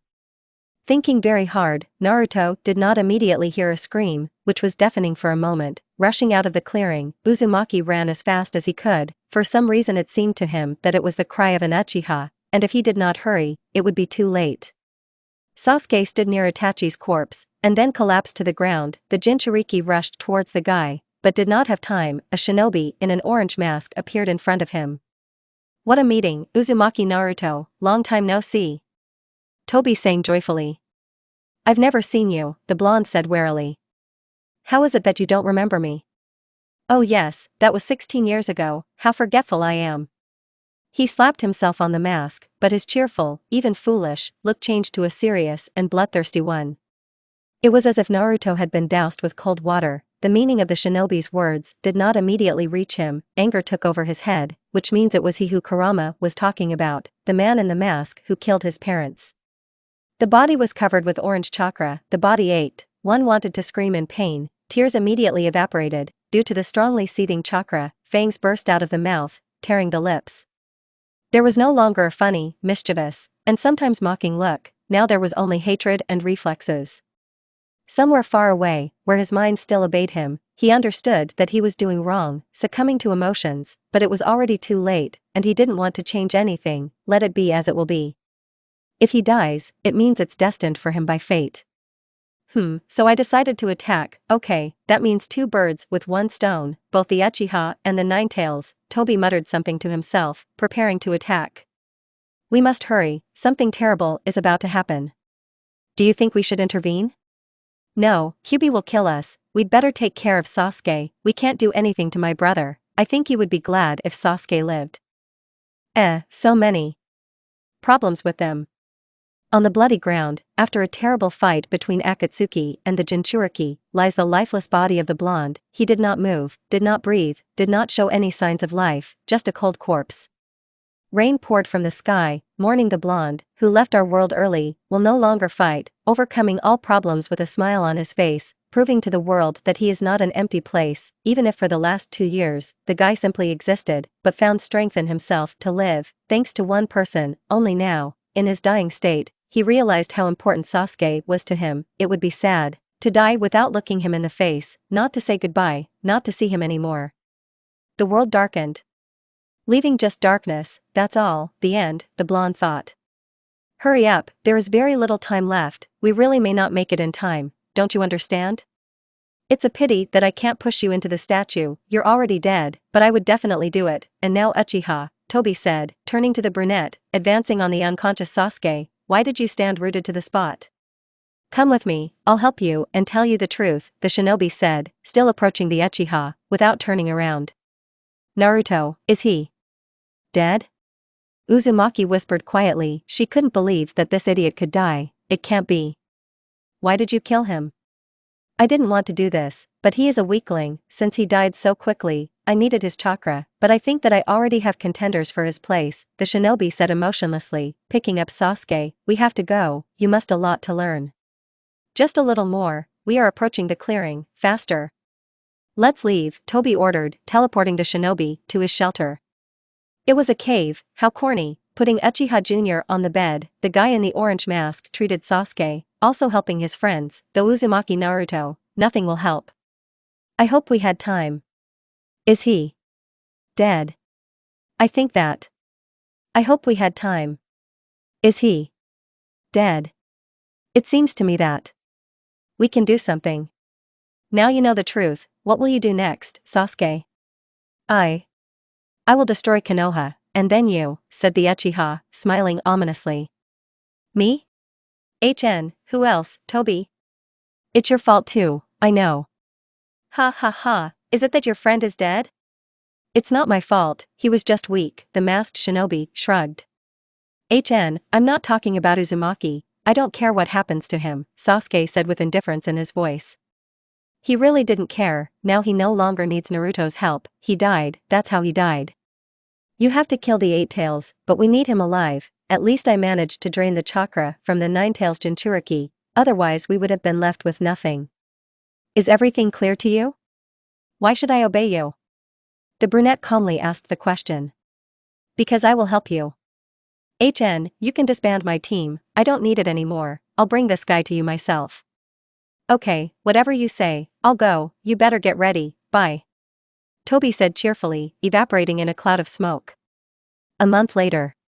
We are ready to attack Konoha, Sasuke, are you ready? Stupid question, I've been waiting for this, for a long time, the Uchiha broke into a bloodthirsty grin. Great, let's get started. Pain, start. It was scary to look at the village of List, there was literally nothing left of it.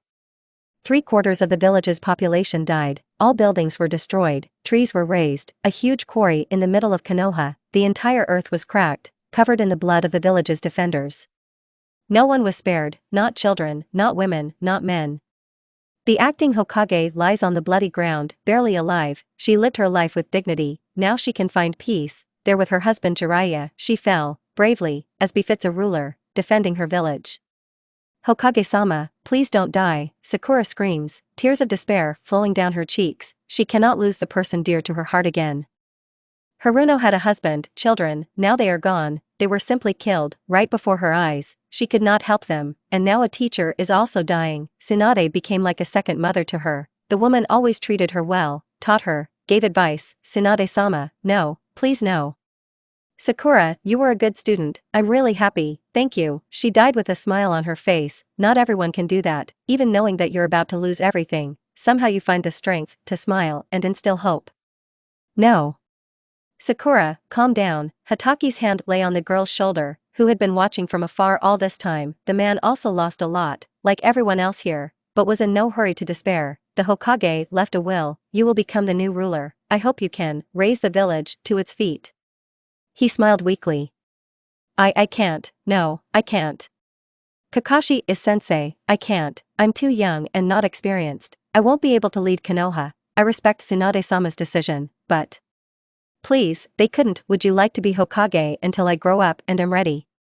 I'm too weak, I have no one left, a husband with children, mother, father, Tsunade-sama, I have no one left, no one needs me, I'm lonely, a new wave of sadness and tears rolled over Haruno. Sakura, listen to me please.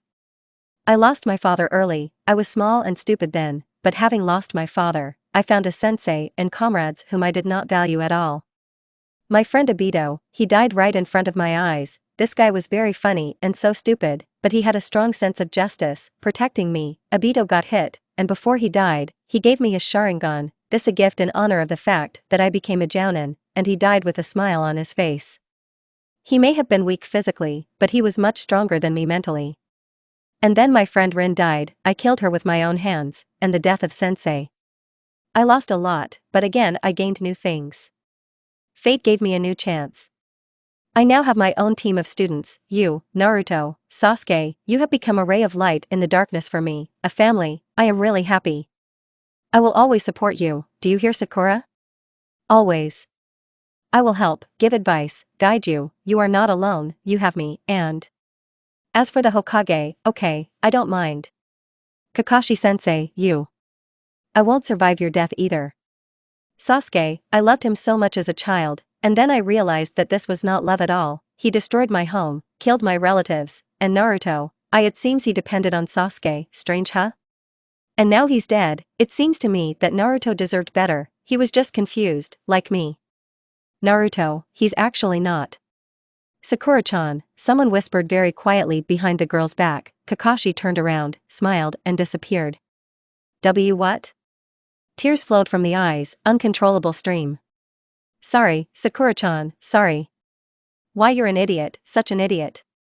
Sorry. Uzumaki sat behind the girl, hugging her. He stroked her head like a child and whispered something comforting. When Sakura calmed down, the Jinchuriki decided to start a dialogue. I'm glad to see you, very much. But how? Why, you're dead, aren't you?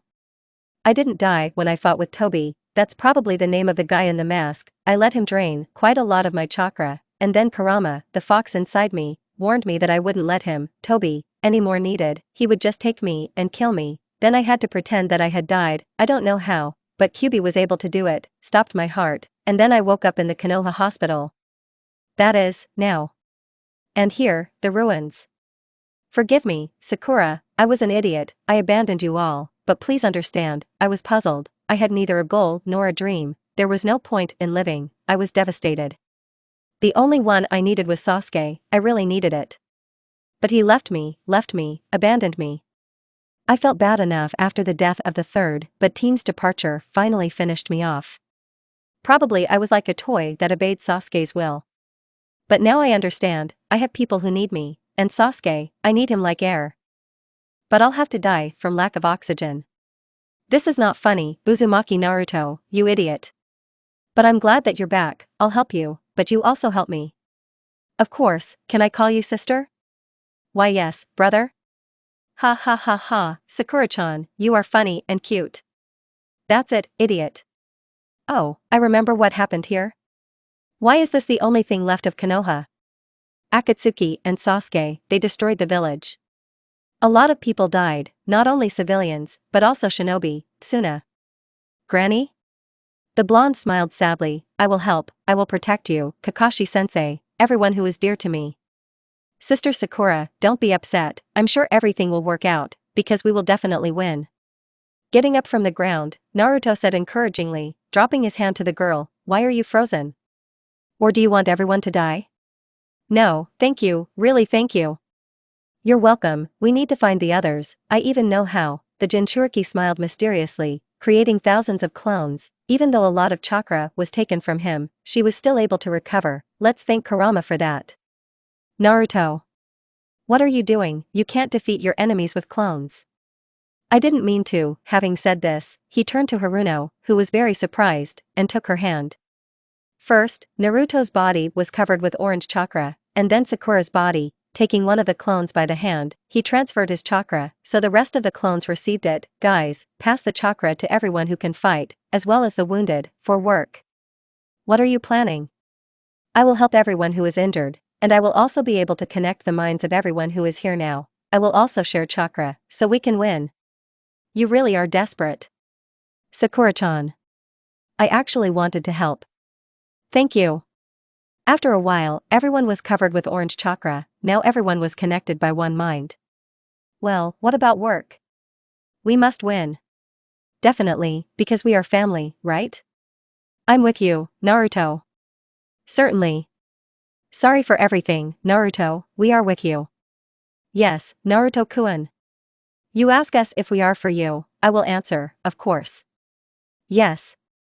Great, we must create a barrier in which we will fight, so we will ensure the lives of those who cannot help, or are unable to do so.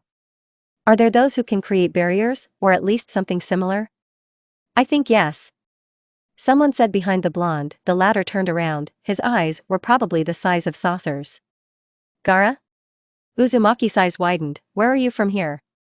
Well, I couldn't help but help the village where my beloved lives. Eh? Let's skip this moment. I didn't come alone, but with help, since you are fighting Akatsuki, who are a threat to the whole world, for hidden villages have come to your aid. Eh? We haven't fought for a long time, all 5 of us. By the way, where is your Hokage?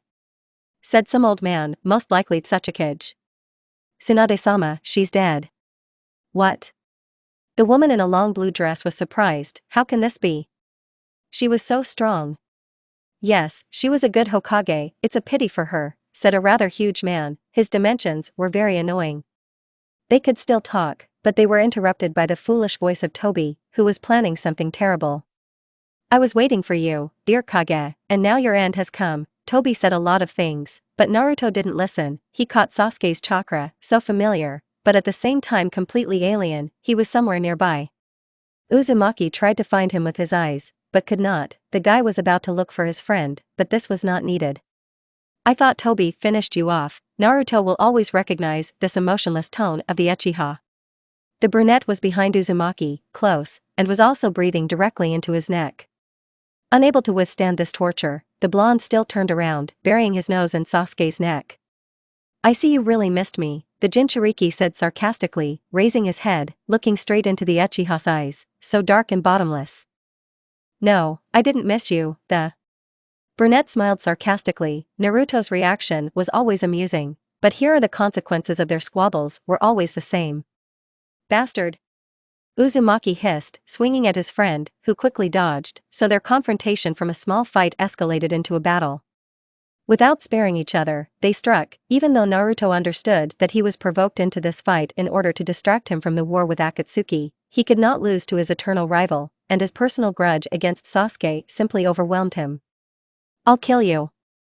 The blonde shouts. He knows he won't be able to make the threat come true, but he really wanted to shout it out, as if Naruto was a little boy who was fooling around, attracting the attention of adults. Sure. Again this mocking look. Uzumaki hated when the Uchiha looked at him as if the blonde was a non-entity. I hate it. Whispering this quietly, the guy rushed at Sasuke. Naruto himself didn't remember when the fight with the bastard became deadly. Now the Uchiha was angry. He was ready to tear the Jinchuriki, but he deftly dodged. Naruto. Sasuke. Here they are running, accelerating more and more, towards each other, when the sound of an explosion was heard. The Uzumaki stopped, turning in the direction where the explosion was. This gave the Uchiha a head start. He pierced the chest of the blonde, who was staring at him in shock. Thanks to the fact that Naruto managed to dodge a little, the blow did not hit his heart. Activating Chidori, which was already in Uzumaki's chest, right in his hand, Sasuke grinned. The battlefield shook with a scream, a very painful scream, from Naruto. That's all, the brunette calmly stated the fact. Goodbye. He was about to pull his hand out, but didn't have time, because the blonde, who was still alive, interfered with him. Wait. I'll say something, and then. KGHM, the Jinchuriki barely grunted, stopping the Uchiha's hand. Sasuke, I'll just say a few words. I've been wanting to say this for a long time. Now, of course, is not the best moment, but KGHM, these cherished words were very hard to come by, even more morally than physically. Know that I say this from the bottom of my heart, okay? After a pause, he finally blurted out what he wanted, leaving a very surprised Uchiha. I love you, in every sense of the word, as a brother, a person, a boyfriend, a friend. Very much. Did you really think I would fall for this? No, I knew that you wouldn't believe me, but know that I love you more than life itself. Smiling, the brightest, most sincere smile given only to Sasuke, he literally took the brunette's hand out of his chest, falling to the ground. This time dying was not scary. He said that he had wanted it for so long, but it was all his hopes were dashed by kurama. You won't die. While you were chatting with the Uchiha, I managed to heal you a little, and surprisingly, this bastard didn't hurt any vital organs. And I was already getting ready to die. The Jinchuriki smiled, standing in front of the golden, already open, cage, but I also thought about you. How long have you been living? Aren't you tired of it yet? Oh you. Why is he here? Kyubi growled angrily. Naruto stared at him incomprehensibly, but turned around and noticed. Team? Why are you here? Uzumaki asked, barely recovering from shock. So that's what sits inside you. I wouldn't have thought that a loser like you, Dobe, has the nine-tailed demon fox inside. What do you even allow yourself to do? How much can you ruin my life? The blonde shouted, tears burst out, showing how weak the guy was. Hey, can you not disassemble in my cage? Kurama asked, but everyone ignored him. You allow yourself to ruin your life, don't you? That kiss, you didn't mind. No matter how many nasty things I did to you, you forgave everything. You yourself allow me to treat you like that. Even now, you can't do anything to me because you love me. This makes you weak. You're simply insignificant, and it's all because of your stupid feelings. You understand this well yourself. While the brunette was talking, Naruto wanted to fall into the ground. Everything that the Uchiha said was true. Only Sasuke doesn't care about these feelings, but Uzumaki doesn't. He valued these connections, feelings, emotions, everything that somehow concerns the brunette. I just don't understand one thing. Why did you fall in love with me? I don't care about your feelings, or about you in general. It's unlikely that you fell for your beautiful appearance, so why? I myself think how I could fall in love with such a bastard like you, but I love you, from head to toe. Your idiotic hairstyle, eyes, stupidly black, lips, bastard and bad character, everything. I probably like everything about you, HN. Even if you say all this, I don't feel anything for you. At most it's pity that you're so pathetic. By then, maybe you can finally leave here? And yes, Kurama is not what, but who? He is a living being, okay? HN, having said this, the guy quickly approached the blonde, leaned over a little and kissed him. I kissed you. Naruto resisted for the sake of appearance, but not much. Having been poisoned by Sasuke, he almost suffocated. Even now, apart from excitement, I don't feel anything from you, yet. What happened just now? Uzumaki asked, turning his head to the fox. I also asked myself this question. It turned out inconvenient. Barely waking up, Naruto looked around. White walls, a hospital? Wait, which hospital? He's in Konoha, right? Then how did the guy end up in the hospital? The village was destroyed because of the fight with Toby. That's right, war. What's going on? Not explosions, screams, and other noise that is inherent in war. Where is it? The Uzumaki would get up if he could, but he doesn't have that opportunity. The blonde decided to relax, but when he heard footsteps outside the door, he became wary. I told you, you can't go to him. What's not clear? Shouted a painfully familiar girl, and then a pink-haired girl burst into the room with someone else. Oh, have you woken up already? When did you have time? How are you feeling? Sakura smiled sweetly, which was already strange. Okay, I guess what's happening now? War, or something even worse? Where I am? You probably won't believe it, but thanks to Sasuke, the war is over. Toby lost, he was defeated by Kakashi-sensei, and the rest of the Akatsuki Kage were defeated. You are now in the hospital. You've been here for quite a long time. 6 months, almost half a year. Nightmare. Where? Sasuke? Haruno smiled tensely. He will be executed today. What? How? It can't be. No. Naruto whispered quietly, as if in delirium. Calm down, Uzumaki. You can still talk to him, but you don't have much time, and if you're going to run away with him, then please don't do that. I don't want you to get into trouble again because of Sasuke, but if you suddenly decide, then I'll go with you, okay? The girl asked sternly. Of course, Sakura-chan. So can I see him? Yes, come with me. Sasuke? How are you? Wonderful, Naruto. This voice gave the Jinchuriki goosebumps. Why are you here? Haven't I hurt you enough? It doesn't matter, you still won't listen to me. Tell me why you helped in the war against Akatsuki? I wanted to destroy Konoha, and after it killed Toby, but Kakashi did it for me. That's all. It was personal, and today I'll die. Well, I deserved to die. Yes, you really deserved death, but not like this. I can. No need. I really. No. Team, then I will help you escape. I won't leave the village. I promised Sakura that I won't leave her alone again. But also you. Haha, even now you worry about me. You really are an idiot, but, thank you. What? Uchiha Sasuke on the way out. It's time for execution. Stop. No. No need. Hello, Kakashi-sensei, how are you? A blonde man landed next to Hataki, who was sitting in front of his friend's grave. The guy didn't receive an answer, but what did he expect? Because sensei lost a friend, it's probably hard for him. Naruto himself knows this feeling. You know, Obito. He was a good guy, he had a great sense of justice. I don't know what happened to him, why he decided to take over the world. When I saw him, Obito was completely different, and his eyes. He hated me, in childhood, of course, we were rivals, like you and Sasuke, but we didn't hate each other. I lived for so many years, considering him dead, but it turned out that Obito was alive. I wanted to talk to him, to return to the old days when it was fun, communicated, fought, caught up. But instead, I just killed him. I hate myself. Sensei, excuse me, But Obito, Toby?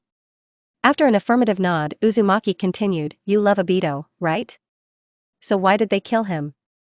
If I hadn't done this, someone else would have killed him, executed him like. Sorry. No, nothing. So what did you say? Carry on. Obito loved Rin, the girl who was on the team with us. Rin loved me, and I loved Obito. This is such a triangle. A love triangle. Once upon a time, I killed her. Rin pierced her chest with my hand, which she herself enjoyed, but I killed the girl. It's the same with Obito, he died the same way. It's ridiculous to the point of absurdity. You know, Kakashi-sensei, you are a coward. How could you leave your lover to die? And what about yourself? Flashback. Stop. No. No need. A lot of people gathered to watch the execution of the Uchiha. This guy caused a lot of problems for everyone. Everyone hated him, except for one very noisy guy who tried to prove to everyone that Sasuke was not a saint, but good. Naruto was ready to kill anyone who said something bad about the brunette, for this contempt for the blonde became much greater, but now no one touched him, but everyone demonstratively showed their conversion to Naruto. Even though it was the decision of many to execute Sasuke, Uzumaki still achieved his goal. Instead of execution, the Uchiha must give his life for the village. That is, he must work for the benefit of Konoha, and his powers are very limited. The Rinnegan was sealed, the Jinchuriki helped with this. He didn't even want to really seal it, so that if anything happened, the brunette could use his eye, but he was against it, saying, you've already done a lot. The Uchiha also lives in prison. He is not allowed to go beyond its boundaries, which he did not intend to do.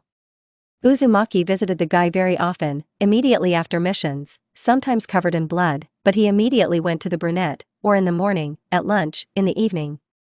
I tried with all my might to cheer up Sasuke, because it was because of Naruto that he was in prison. The Jinchuriki even offered to run away a couple of times, which the latter always brushed off. Flashback. I did everything I could. At least I tried to help him. Yes? That is, in your opinion, it is better to sit locked up, alone, completely deprived of freedom? Hatake looked disapprovingly. It seemed as if Naruto had an epiphany. He thanked the sensei, who was a little dumbfounded, and rushed to his lover. Hi, how are you? Uzumaki asked as soon as he entered the dungeon. Hello, you already came. Did something happen? Sasuke asked the question alarmedly, and there was a reason. Naruto was very depressed, looked like he was about to cry, dark bags under his eyes, and an apologetic look. I'm sorry, whispered the Jinchuriki, and tears flowed from his eyes, which he had so carefully hidden. Naru, then? Now the Uchiha was even more worried. What's wrong with you? What are you asking for forgiveness for? It's me who has to. Enough of this pretense, you feel bad here, you're sitting locked up, all alone. Uzumaki, you're like a hysterical woman, I'm tired of you already. I'm not bad, I feel normal, not alone. I lived with Orochimaru underground for 2 years, it will be worse there than here, so stop being hysterical. You're not a girl. Enough already, huh? Sasuke. I'll come tomorrow. Necessarily. Sorry for disturbing you. Get out already, I'm tired of it. Yeah, bye. A month later. Uzumaki Naruto, huh? Are you visiting the Uchiha? Yes. He's not there, he's with the Hokage. An ANBU came and asked me to tell you, if you ask, the guy is not there, he was taken to Mr. Kakashi. Thank you. The Jinchuriki rushed to the Hokage's residence. Why was Sasuke there? Did they decide to let him go? Or, on the contrary, punish? But he didn't do anything wrong. So why?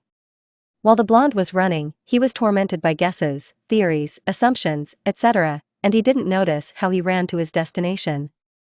Overcoming the steps of the stairs, Naruto thought about what he would do. Yes, he should have thought about this earlier, but since he is already here, there is no point in going back.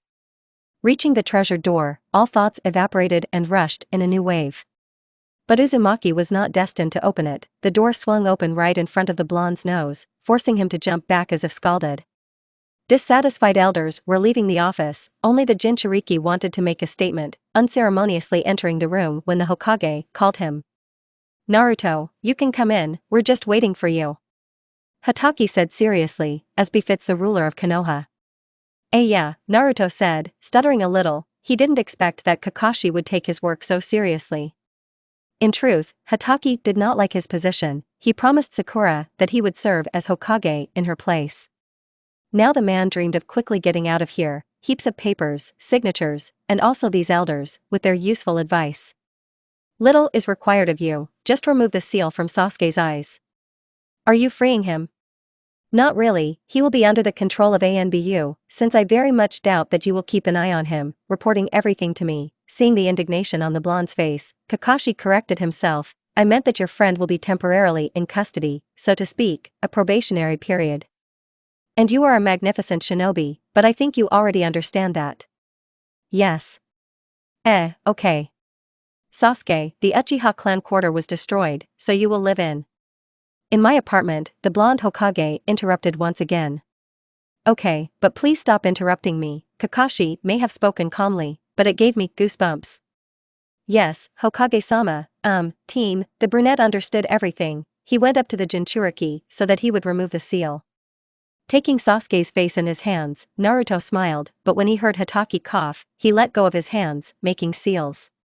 The Uchiha staggered, his vision darkened, but he quickly pulled himself together. Congratulations. Now you can leave.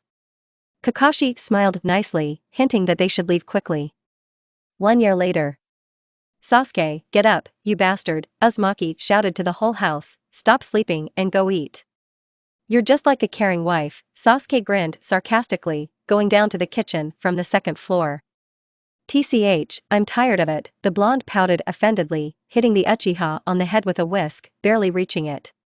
You seem to be offended, Dobe, but you still look like an idiot, ha ha ha.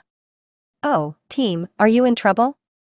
The Jinchuriki said playfully, knocking the brunette onto the floor. Ha ha ha ha, what a face you have. The blonde began to laugh. Almost every free day passed like this. They lived like a family, even if there were scandals, quarrels, misunderstandings, but where would we be without it?